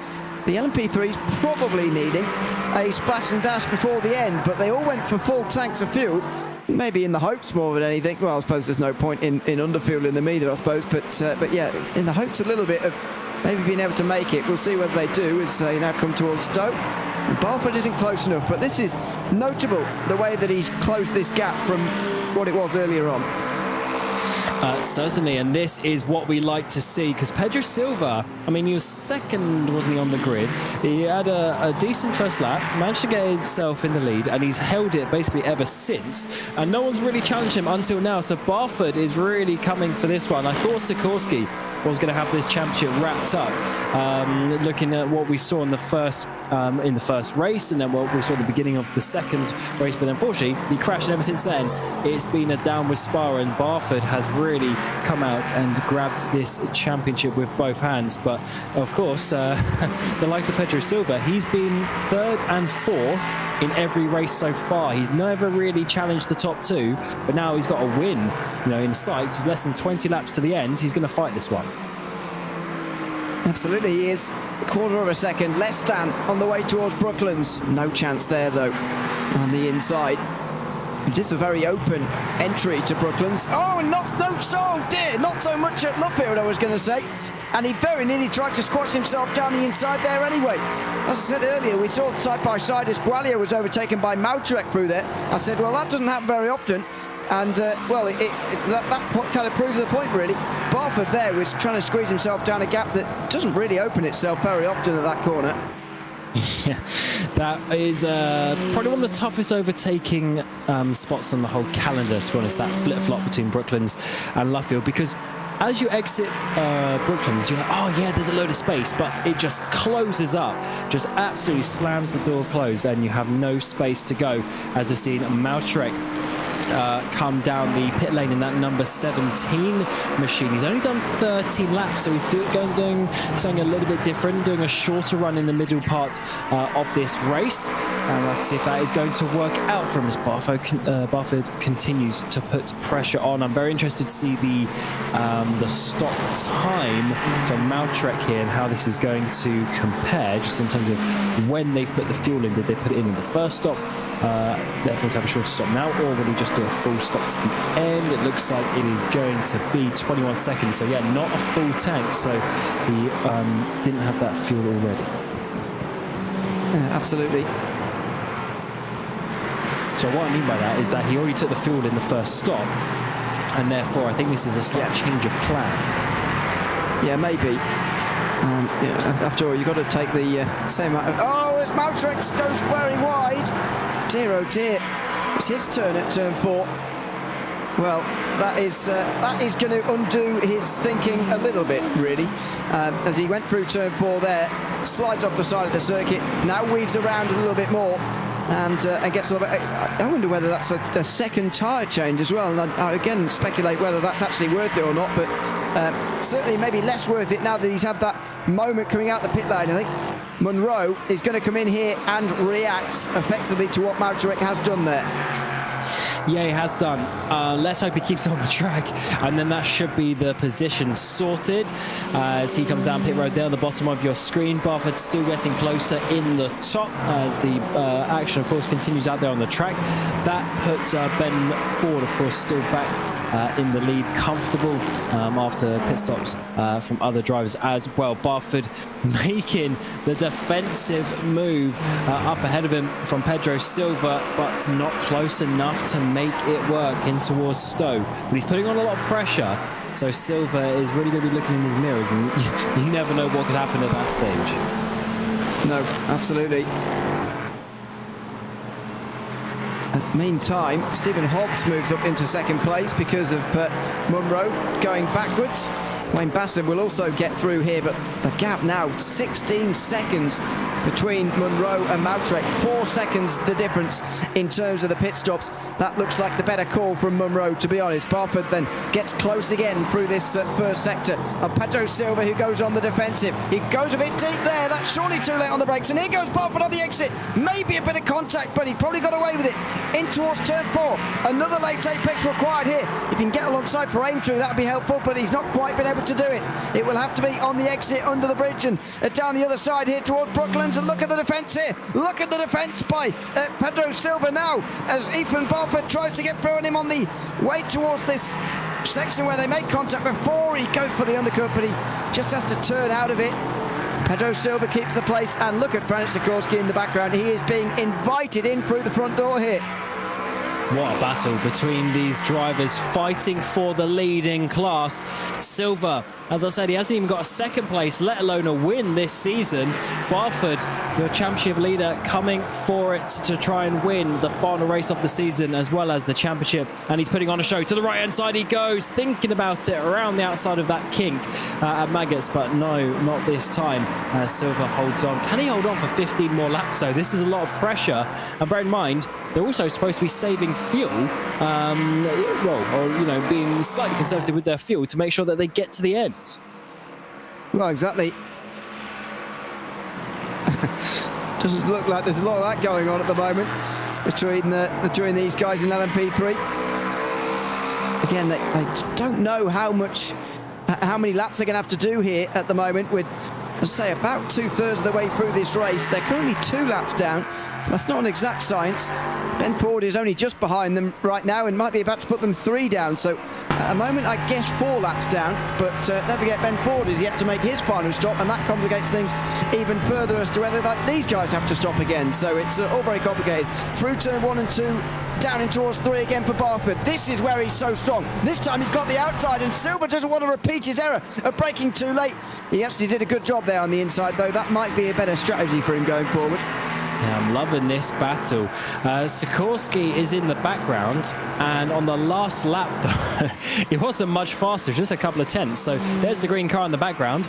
So he is catching up a little bit, but despite this battling, these two are pushing each other to the absolute limit, not really losing much on the Barford there goes really wide, really deep into Brooklands to try and get the inside of Luffer, but no luck at this time, and even goes off into the gravel. They've got Mautrek coming in behind as well in the Lmdh category. Is he going to just be able to slide up and hopefully not bother these drivers? Yes, he does. It's good for us as Silva still holds on, but look at this from Barford. He's definitely the faster driver. He just can't find a way through. No, and that is the constant problem when you've got a driver in front of you like this. So even sometimes at Silverstone, where it's very much possible to make overtakes around here. It's not too difficult, but if you've got a good defender in front of you, then it all of a sudden becomes very difficult indeed. A bit further behind, Sikorsky, as I say, is catching up. Just over 5 seconds back to Medal and Walker. Mikey Story won't be that far away either in this battle, although of course he's an LMP3 AM driver. As it stands, I think he'd still be taking the title. Jenner's not been able to go any quicker in terms of that fastest lap just yet, but they'll be on lower fuel soon, and that will be a big help to Jenner. That's a bit of a moment though for Barford.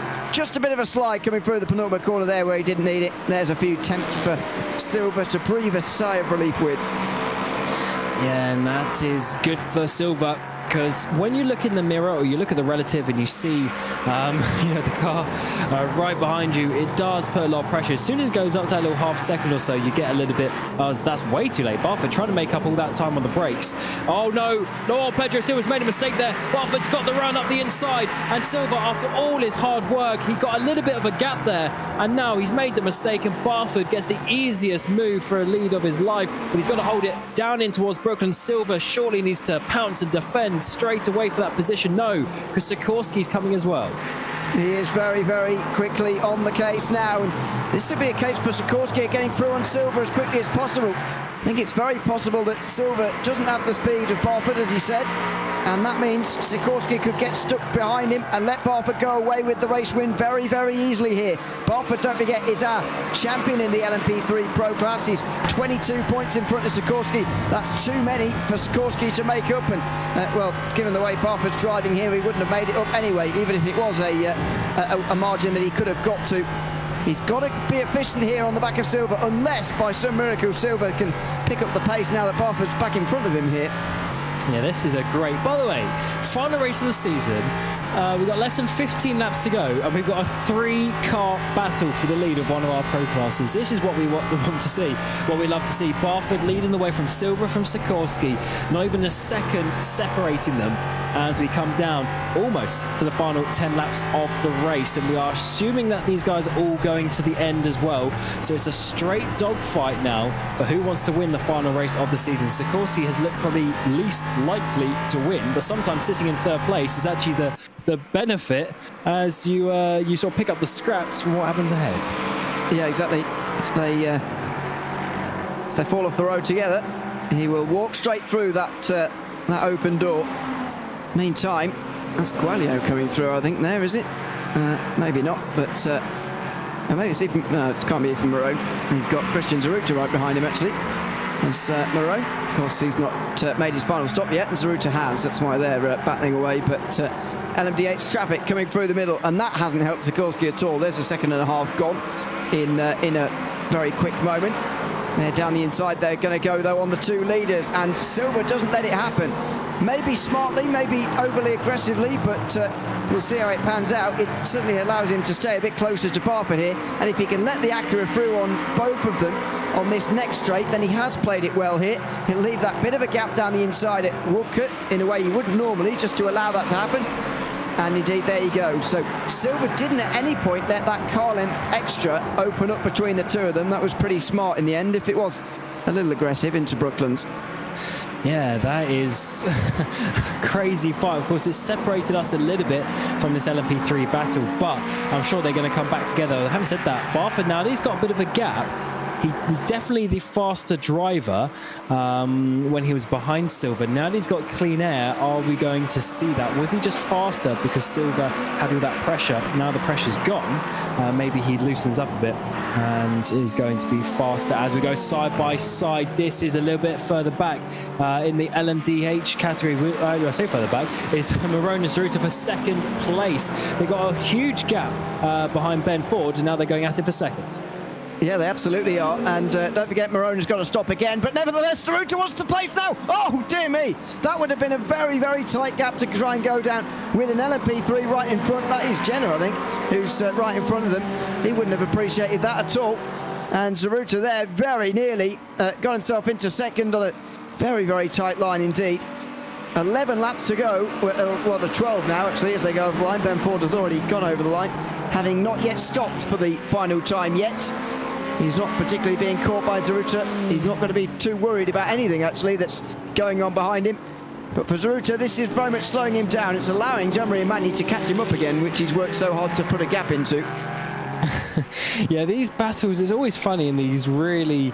tense races where sometimes having a battle is actually a bad thing potentially for your race. The timing of it has to be so crucial, and that's why the best drivers make the overtakes at the right time, not to lose out, and hopefully obviously work out in their favor. But Zaruta here, Marone goes way too deep. That is not the line through turn 4 as they work their way out into the Wellington straight. He's a lot closer. This has got to be a run.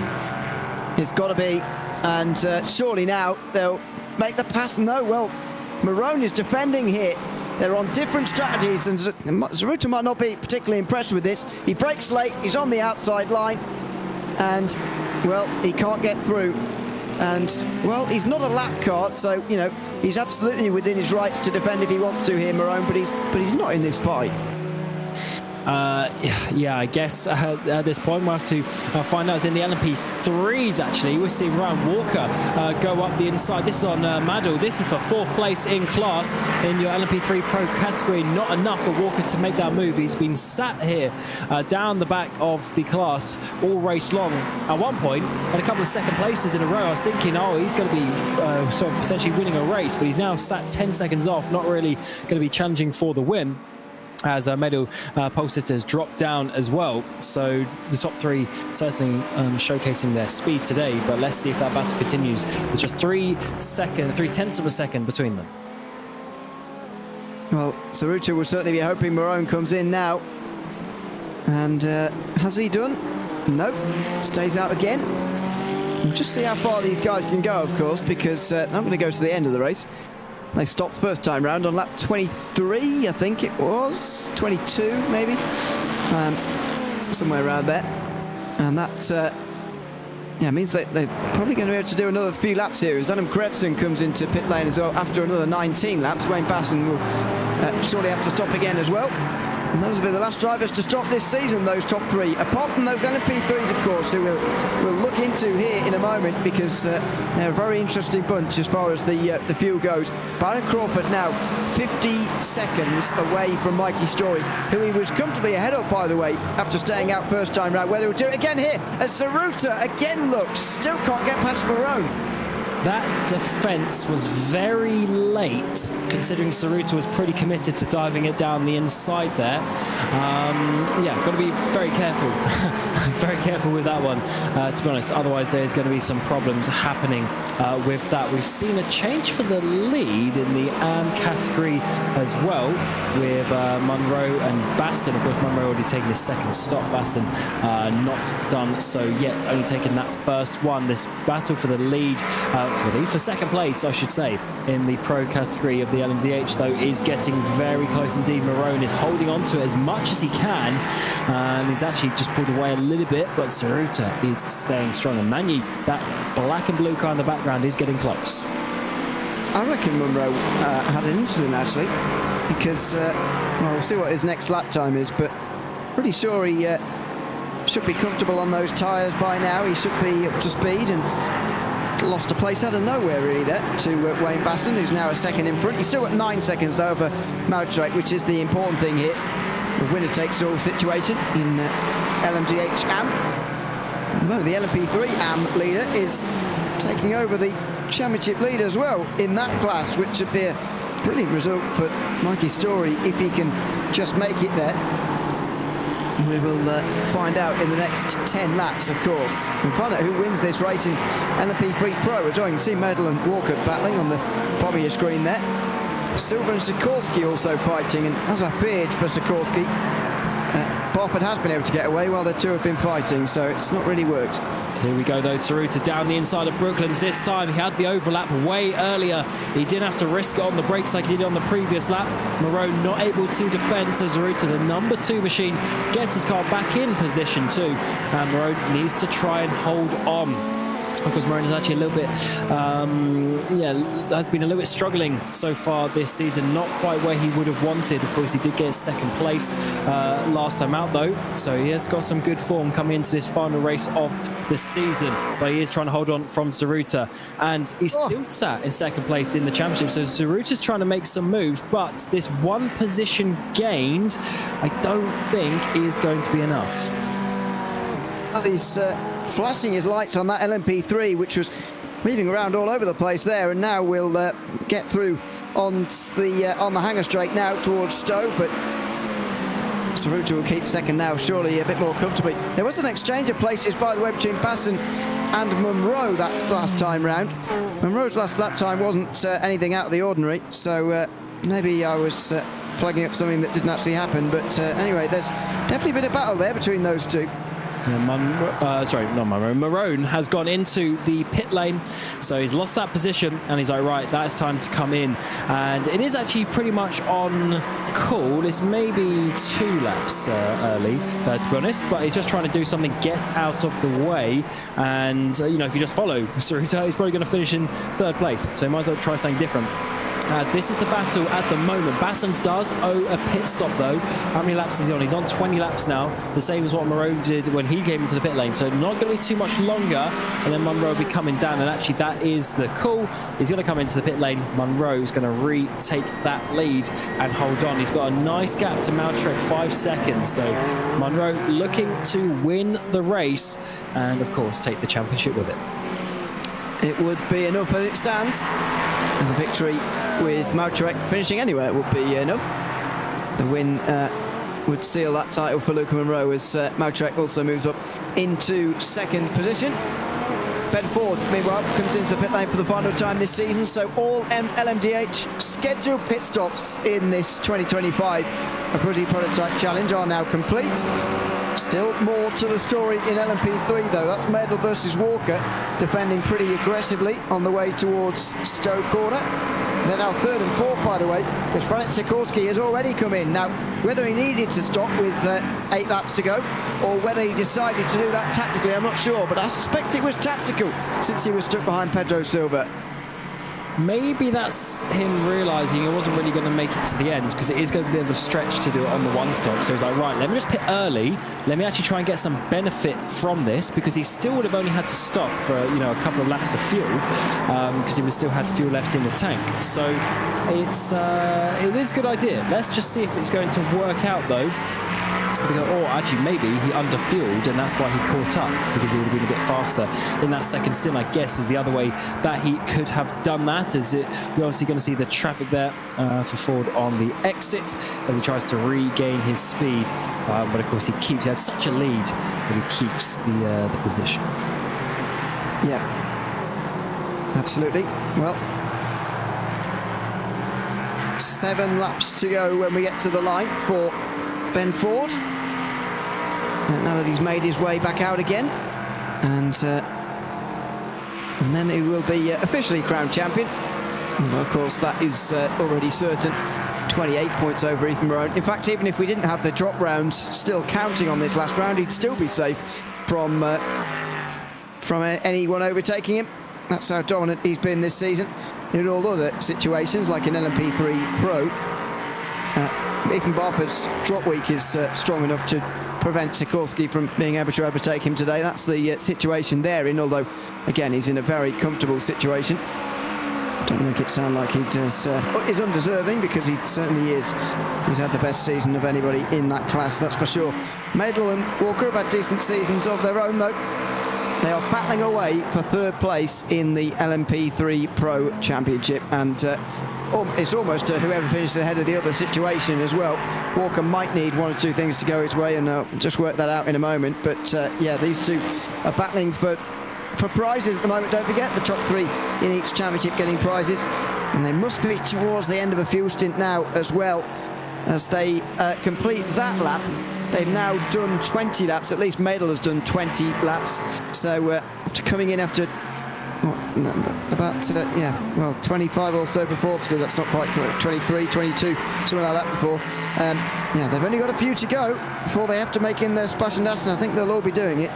Yeah, I believe it was 25 was the longest that I saw, so it is close. It is close, but with how much they've been battling and everything, maybe they haven't been able to do it. So it's a very difficult one, because do you really want to wait to the final lap to try and decide that, or do you want to do what Sikorsky did and just commit and go for it, get a bit of clean air? Who knows? We'll have to find out. 5-6 laps to go, and these drivers want to try and finish this season on a high. Medal is still leading this battle as Walker gets close, coming through Copse Corner. They both run way wide onto the curb, pushing the limits as Walker is trying to get closer, and he's really putting the pressure on Medal now, actually. Well, of course, Medal won a race so far this season, whereas Walker's best finish is P2 as they work their way out onto this back straight. not quite close enough. There is some slipstream ahead for Medal actually, as he's also going to be able to hold on to that position with the distant draft. Absolutely. So they now come in towards Stowe corner. Not sure Walker's close enough again here as he looks to the outside, and yeah, well, he's not coming in yet. Yeah, I believe it was 23 by the way last time around, though Walker maybe did 24 laps at the beginning, so yeah, it could be quite close for him, and I think Byron Crawford probably will make it to the end, but unfortunately for him, he is already behind Frank Sikorsky anyway, and so not sure he'll be ahead of Story by the end, but we will wait and see. Jacob Jenner has come into the pit lane as well. Now, surely he needed some new tyres here, and again, he needs to go a bit quicker. He has not got that best lap yet of Mikey Story. He is now setting out though on another lap. This is his first lap after his out lap. He needs to go 2 tenths quicker than he's previously gone to take that fastest lap away from Story, and that would give him the title. It's so crazy how it works out with these things. We're 3 wide as there's a lock up there down the inside. Saruta goes on some traffic in class, and this has really opened up the door to Walker having a run. Oh, some contact there as well as we're getting that potentially Nick Scott coming through, and this is going to really allow Walker to have to run on. Having said that, he hasn't got the exit that he would have wanted, but has he got the momentum up towards Cops Corner for the next time of asking? But no, Walker has to sit in once again. It is very difficult to overtake, it seems, in these LMP3s. Now those LMDHs, by the way, all on different laps, which doesn't make it any easier. Through Magnussen Beckett's, and now there's another LMP3, but also not on their lap. Now coming through the Magnussen Beckett section. It's not particularly ideal placing for Madel, who just now pulled to the right-hand side and down the middle of the road. Walker will now have a go on the way towards Stowe by the looks of things, but yeah, not close enough on this occasion. And another LMDH comes to greet them as well, so that's not good news. Who's that? Yeah, Pedro Silva coming into pit lane, so he can't make it, but he's comfortably shy. That's a big dive, big dive down the inside, and Madel's now pushed wide. He's rolled wide through the next corner as well. Easy as you like for Ryan Walker. Yeah, that's not ideal with the traffic, is it? I think Madel sort of overcompensated there in that second part of the chicane, though. Yes, the traffic wasn't nice in the first part, but I think he did help himself in the second. We'll have to see an onboard replay of that one to work out. Let's see what is going to happen in terms of the pit lane here, because there is Pedro Silva coming in, but Barford has stayed out. So I have to see if he's going to want to risk it to the end. We are getting to the point of 4 laps to go. Yeah, we are getting close to the finish of the race now. Silva comes out, by the way. He's comfortably ahead of Frank Sikorsky, so it's going to be interesting to see how LMP3 actually turns out by the end of this race. But whether we don't know whether they're actually going to make it on fuel on just one stop or not at this stage. This is by far the closest battle though, and it's definitely gone the right way of Ryan Walker. Although it was traffic and everything that undid Madel, Walker's showing now that he is certainly quicker as well now that he's through. Yeah, I've just realised one thing I've missed in terms of the MP3 strategy is, of course, because they're being lapped, they've done less laps. I know that sounds really stupid. But, so, yeah, their first stint wasn't actually quite as long as I thought. So, yeah, I think they might well have to do a splash in that case. Just depends how long. So, therefore, I will expect, actually redoing the maths in my head, I think they are all going to have to pit, even if it's just for 2 laps. See, I'm not sure Crawford will, but I'm also not sure it will matter, really. He pitted after 24 laps, and that is feasible. I think they will be lapped 3 times, the LMP3s, as Madel comes into the pit lane. Walker maybe has got a... No, well, he hasn't really got a chance. He's doing the same laps as Barth, but they pitted 22 laps ago. That would have been on lap 24, the start of 24, so after 23 laps, they're not going to be lapped... But, you know, they're not going to be lapped 5 times at most, which is what they need. They've only been lapped twice so far, so that will be 3 times when they pitted. So, Yeah, it's going to need, it's going to be Baron Crawford or nobody, I think. But whether that ends up mattering or not is another question, because Crawford is only 20 seconds in front of Jacob Jenner. I'm not even sure he'll finish ahead of Story and Bosworth as it stands, even though he's saved more fuel. Admittedly, Crawford not as quick as those guys out front in that class. That should be factored in, but also he's probably cost himself a lot of time fuel saving as well. Yeah, that's true. It depends how long the extra stop is going to be, because, for instance, for Sikorsky, it said 45 seconds. For other drivers, like 40 seconds. So I don't think you're going to lose 40 seconds of driving. I mean, yeah, I guess that's almost a second a lap for the whole race. I would say you'd lose less than that, surely. But it's also in terms of the battles and where you get stuck and things like that. So maybe it is. But if all the drivers to stop, then you might as well just go for it and just go flat out all of the race. So all that is awkward over the curb for the number 9 there of Basson. It's sixth place at the moment for Wayne Basson. He's a couple of seconds behind Steve Hobbs, so you can see. Just going through your screen there, and meanwhile in the background, Ben Ford goes over the line. I think that was Ben Ford. It was indeed.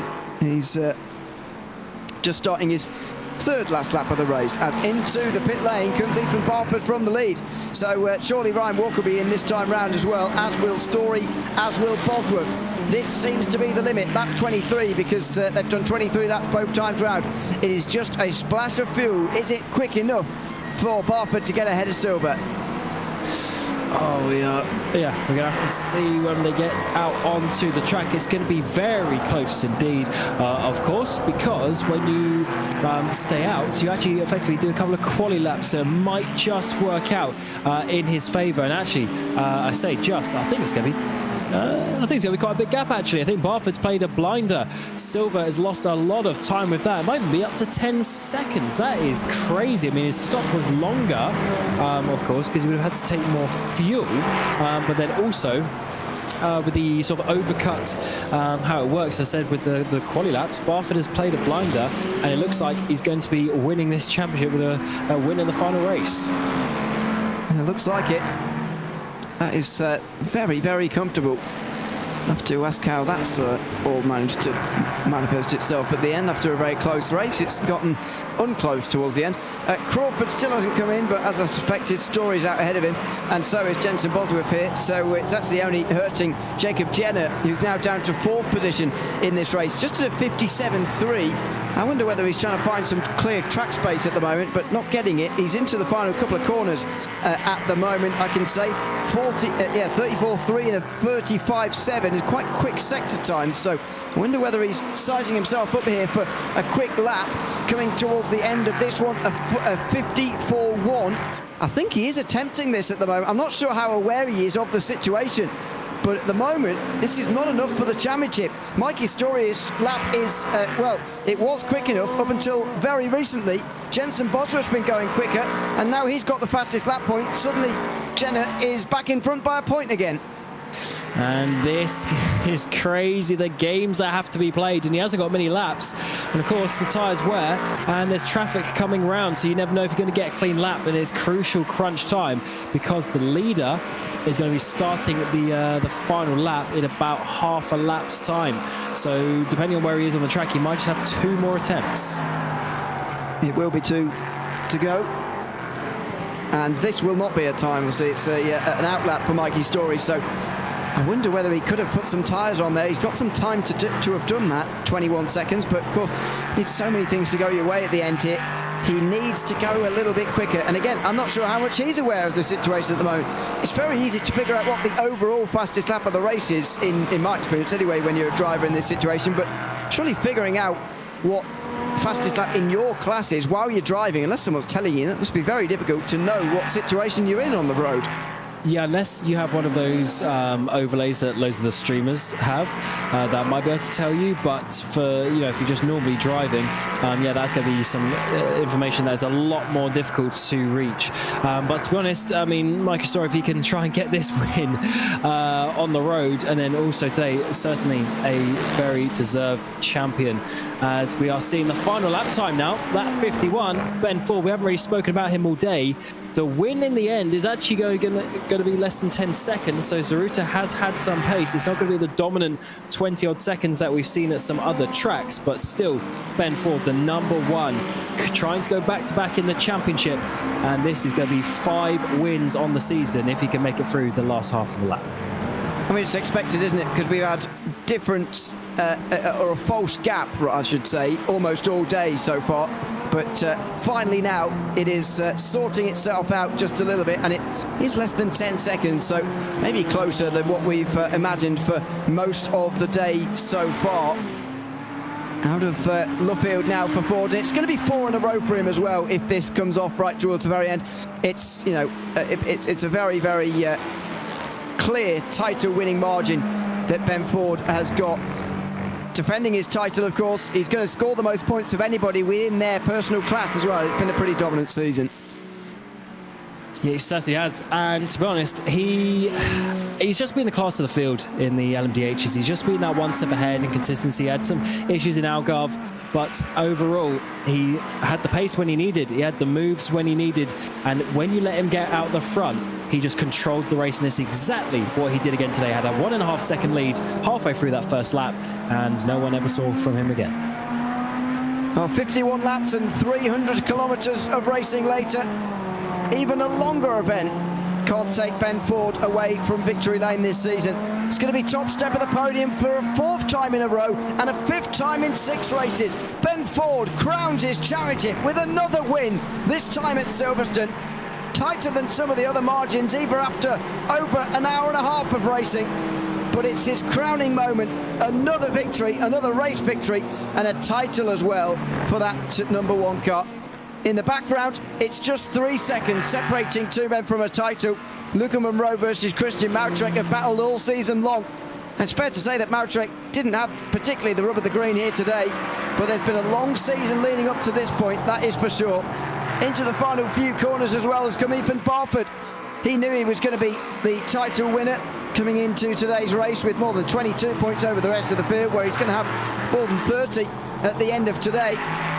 It's a dominant performance from Ethan Barford, who himself has won 4 in a row as well. 4 wins in 2025, all of them consecutive for Ethan Barford, who wins at Silverstone. There is Luca Munro.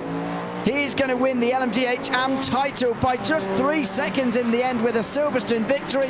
3.1. He didn't even go to the pit wall there at the very end, knowing how important those final few corners were. And Mikey Story looks like he's going to miss out here by mere hundredths of a second. Jensen Bosworth has gone 800ths of a second faster than him in the fastest lap stakes. And while Jacob Jenner is already finished, Story goes over the line. It's a 54.0. It's 8 tenths slower than what it needed to be. And Jacob Jenner's going to win the title despite finishing in 4th place. Mikey Story missing out by just 1 point at the end. Wow, what a close season that was in the LMP3 AM category. Of course, they had Sikorsky and Barford move up to the Pro, which, of course, opened the door to someone else to go for the championship, and Jenner stood up when he needed to do so, being gifted some donuts as well from the championship-winning drivers. And there is Mikey's Story, who should at least be happy with a race win. Such a controlled race today. I mean, he was miles ahead of everyone else, so what a way to finish the season there. And to be honest, in the end, we had some great battles out there on the track, and it looked very slippery out there, so drivers were struggling a bit, but as I say, the battles sort of overcame that, and what a way to end the season. Absolutely. Ben Ford again crowns it with another victory here today, with behind Christian Zaruta by 8.4 seconds. Jean-Marie Magny rounding off the podium. Ethan Moreau finished in 4th, then with Alfie Price and Khalid Ramadan both retiring from the race. In LMDH AM, it's Luca Munro who wins by 3.3 seconds ahead of Christian Mautrek, with the title going to Munro as well. Grevson finishes on the podium with Loris Gualio just a few seconds down as well. Stephen Hobbs rounds out the top 5. Wayne Batson and Nick Scott were 1 lap down because of where the leader was. Max Spooner finishes only half of that race, sadly for him. Ethan Barford wins the race in LMP3 Pro to crown a title as well. Pedro Silva and Ryan Walker round up the top 3, with Andy Medel and Franz Sikorsky rounding out the 5 drivers who put on a very, very close race for us today. And then in LMP3 Pro, it's Mikey Story who wins the race. Jensen Bosworth second, Byron Crawford third. And with Jacob Jenner in fourth place, he will take this as his drop round. His third place finish from before will start to count, and that will give him the title. James Fremont and Cat Budd were also a lap down. Jonathan Main only did a couple of laps of that race, if he even started at all, actually, in that race. I'm not entirely sure, to be honest. But either way, didn't get very far if he did. Let's have a chat to the overall winner then, Ben Ford, who has won again here in the Prototype Challenge this season. Ben, congratulations on 4 in a row. Just how was that race for you? Because the gap for a lot of that race wasn't actually true to what the gap ended up being at the end. How were you reading the race as it went along? Well, I was quite confused. It's kind of why I spun, because I came out of the pits about 10 seconds behind, and I was trying to think and just lost all concentration. Just the car went. It was just, yes, I think he must have gone full tank, didn't save fuel, did the splash in the middle, but took the tyres at that time to do the rest of the race in the fresh. So I was right, caught a little bit at the end. But it was really confusing for the middle bit.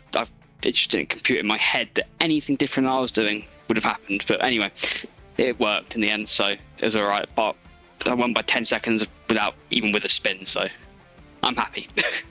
It's interesting, though, to hear what a driver is sort of thinking as they go along with that, because it's easy for us to sit here and look at everything going on. We can see it all in front of us while we're watching here, but it's very difficult for a driver actually to figure out. Were there not any other strategical sort of considerations you made before? Did you not, think about doing anything different before this race?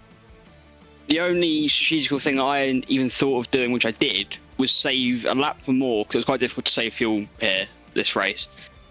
Save a bit of fuel at the start in the first stint, to then be able to push at the back end of the race whilst not having to take a long splash at the end. That's the only thing I had, just to be able so I could go to the end on one set of tyres, because you would not have done the whole race on one set. It would have been dead. I mean, my tyres are dead at the end. The front left was just gone after about 20 laps. But that's the only thing I had. Other than that, I just went full tank, splash. Just kept it very simple. Congratulations on winning another round of the championship, and of course the title as well. Thanks for coming to have a chat with us, and congrats again. Thank you for the season. Thanks very much, Ben Ford there, the winner of the Lmdh Pro class here today, and indeed the season as well. Let's have a chat now to Luca Monroe, who's won the Lmdh AM class as well. And Luca, congratulations. You must be very relieved after what must have felt like a very long race. That was the longest race of my life, even longer than the one last year, by one lap, because I was lapped last year and I wasn't this year, but you get what I'm saying. Oh, I'm so relieved. I didn't think I had a chance, and then I was following Christian. I knew I wouldn't beat him on raw pace, so I just had to get creative. And then at one point in the opening laps, he went very wide at turn 1, which compromised his run to turn 2. So I just sent it and kind of edged him a bit out wide. Christian has... I said to Christian, get in the interview waiting room and I can ask if I can get him in the broadcast booth, but unfortunately he's not able to. I think he's got a young boy that's ill or something, he needs to go see to him. But Christian, if you're listening to this back, thank you so much for making me work for that. I feel like I really genuinely earned every other championship I've won. The person that I've been contending with has sat out around, and that's been detrimental to the point situation. Although I did calculate last year that if the drop points thing was in place, I would have actually have tied with Oliver Ettridge, but still won on countback if the countback was detrimental to wins or something. But yeah, I'm really grateful to finally. I think from now on, I'm probably not going to get all sweaty and try and win championships, because I do not enjoy how it makes me feel. Well, I can imagine it's stressful, certainly. But as you say, this is very much an earned championship. 4 wins this season, including 2 in a row now to end the season as well. Although Christian, of course, wasn't at the last round. That doesn't take away from it. 4 wins this season. It must feel great to, have really deserved this title as well in LMDH. I really had to fight for it as well, because it wasn't just Christian Motrek fighting for race wins, obviously, with you this season. Oh, yeah. Adam Greveson, who is a solid driver. Obviously in the last race, Francesco Zonta, it got a bit too close for comfort, but I know he obviously didn't do that on purpose, and a shame he didn't turn up today. But yeah, Big thank you to Paul for hosting this series. Thank you to you guys who do the broadcast, Cameron Ewan, and also I think Dara and Jake Sperry. Also to Hugo, who is Iris and royalty. It's an honour. And a big thank you obviously to my team, Sophie, on all of my teammates, and there's so much on the horizon that I'm really just looking forward to, and to win this championship now. That's 4 sim racing championships I've officially won now, and I couldn't be happier. Well, congratulations, Luca, on this win. Thanks for coming to chat to us at the end, and enjoy celebrating, I'm sure. Thank you very much. Thanks very much. That's Luca Monroe, the title winner and race winner tonight in LMDH AM. In LMP3 Pro, Ethan Barford has taken the last race victory of the season, and to go with it, sealing the title as well, of course. Ethan, welcome in. Congratulations on another race win here today. Now, explain to us, because we're not that intelligent, 15.9 seconds the gap between you and Pedro Silva at the line, despite the fact that 5 of you were covered by about 9 seconds all race. How did that happen at the very end of that race? Honestly, I have no idea. I tried my best to fuel save, which did save me 1 lap at each pit stop.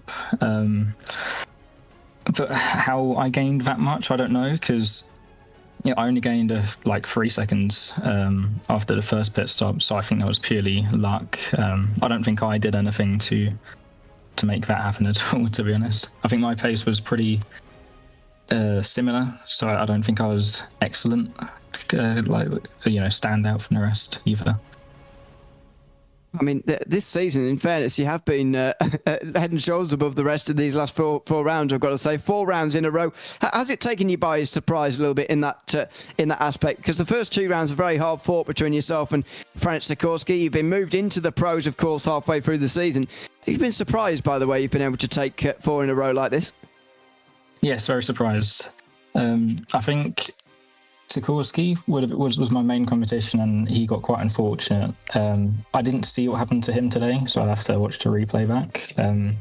But I did see he had some sort of issue about halfway through the race. Well, unfortunately, it did drop away a little bit in that final pit stop window especially, but nevertheless, congratulations on the win here tonight, and indeed the title for the season, and thanks for chatting to us at the end. Thank you so much. Thanks very much, Ethan Barford, the winner in LMP3 Pro here today. In LMP3 AM, we don't have the race winner, I don't believe, at the moment, from what I can see, Mikey Story, but we do have Jacob Jenner, who can chat to us as well. Jacob, welcome in. Congratulations. So by our calculations, anyway, you are the LMP3 AM title winner. Well, by our calculation, I am. You don't think you are? Well, see, this is the thing. Lots of people are discussing. I guess maybe Mikey does think he is the title winner. I think Mikey is by 2 points, because it was an 11-point gap, and I finished P4 in the end. This would become your drop round, would it not? I don't think this round can count as a drop round. There's nothing in the rules that says it can't. Oh. Oh my! As far as I've read the rules a few times. I can't see a reason why it wouldn't count, because there's doesn't say anything say that it can't. So if this does count as a drop round, then you're the champion. If not, then you aren't. Does that? Oh God, that hurts my head. Does that make any? Anyway, let's talk about the race. Let's not get caught up in that too much for the moment. How was the race here tonight, first of all? It was a bit of a disappointment on lap 1. I was around the outside of Jensen, and I just feel like he ran me off the road a bit. But after that, I kind of just focused ahead and tried to get back to P3. Got back, went for fastest lap, and I pitted with tyres, and then that means that I lost P3 and I dropped to P4 because Byron didn't pit, and now I don't know whether or not I've won or not. Well, I've just had a message from Paul Crawford that says this round can count for your drop round, and therefore you do have enough points to win the title by 1 point, as far as my calculations go. So, so there you go. Well, there you go. Yeah, it should be enough. That was not what I expected, but there you go.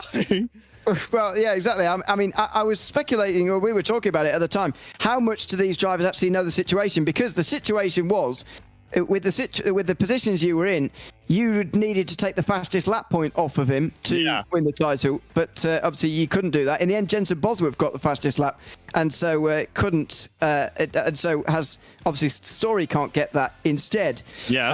On this occasion. So yeah, you take it by 1 point instead of losing it on count back of wins. But yeah, how aware were you of those situations, by the way, about fastest lap and so on as it was going on?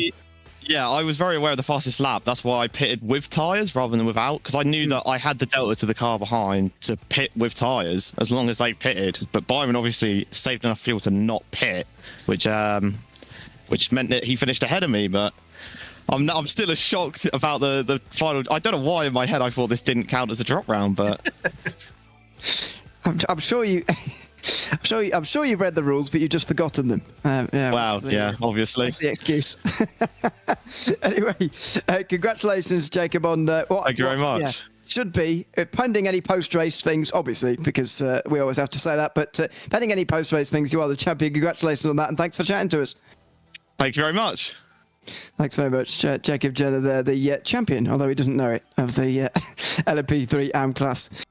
Anyway, let's have a quick whip round some of the other drivers who have finished up towards the front here today. Starting with Christian Zaruta, who was in second place overall. Christian, welcome in. Congratulations on a second place to end out the 2025 season, and very nearly getting enough points to overhaul Ethan Marone, but it's going to be a third place finish for you at the end of the season as well.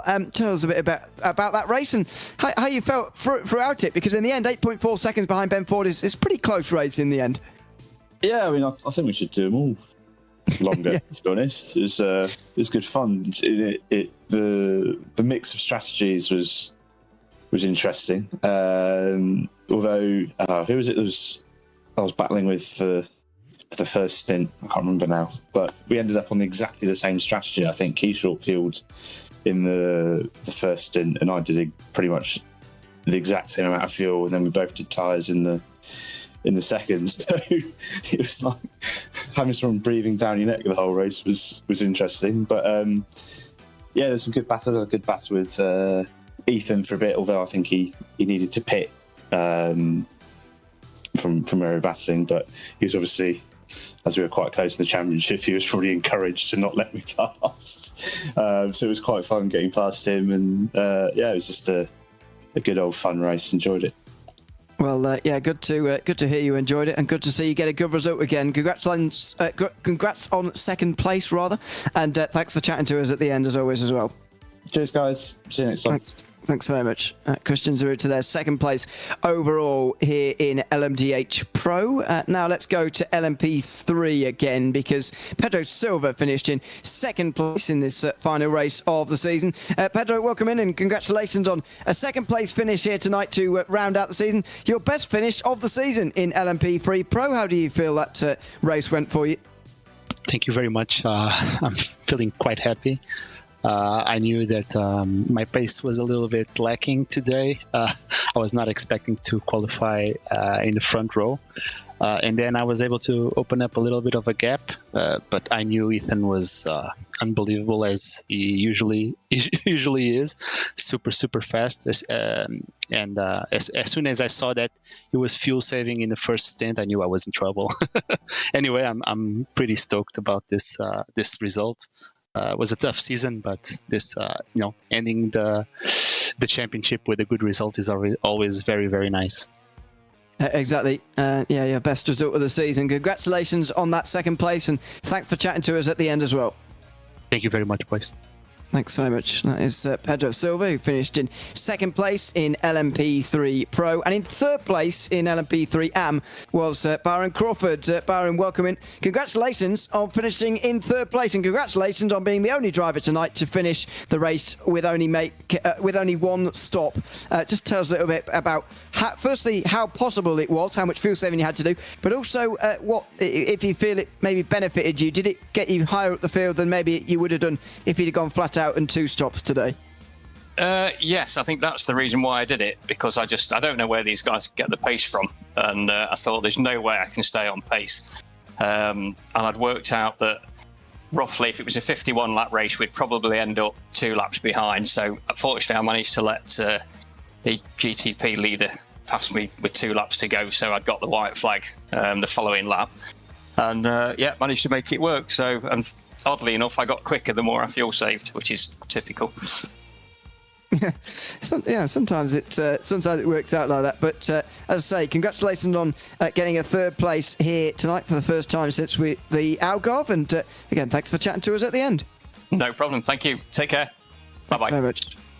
Byron Crawford, their 3rd place in LMP3 AM. And that's just about going to do it for us here in the Abruzzi Prototype Challenge here from Motorsport UK Esports in 2025. A great season, Cam, ending in confusion for the LMP3 AM contenders, as they didn't quite know who had won the title. But I've just had the provisional post-race standings posted, and Jacob Jenner, 104 points, beats Mikey Story on 103, taking that drop round at the very, very end. Yeah, insane way to finish the season. It's so funny they didn't even know that, but that's how close it was, and that's how fine the margins are in this championship, and it was great to be a part of it. I can't wait to see what we come up with in the future. Absolutely. The future being this weekend for Motorsport UK Esports. The next event coming up on Sunday morning if you're in the UK, Sunday evening if you're over in Oceania, or Sunday lunchtime if you're down in South Africa. It's the Motorsport UK Esports 4 Nations Esports Cup coming to you live about 12 hours before this broadcast it started, also in the day, if you want to look at it that way. That is on Sunday morning, as I say, UK time. So make sure you join us for that. It's a great event as the United Kingdom, Australia, New Zealand and South Africa pit themselves against one another in an esports challenge, a couple of races that on Sunday to see which is the best iRacing nation. Thanks very much to everyone who's been tuned in here tonight and indeed across the 2025 season of the Motorsport UK Esports Abruzzi Prototype Challenge. I've been Ian O'Leary alongside Cam Roger with Hugo Luis behind the cameras, and until we see you next season or indeed this weekend, it's goodbye for now.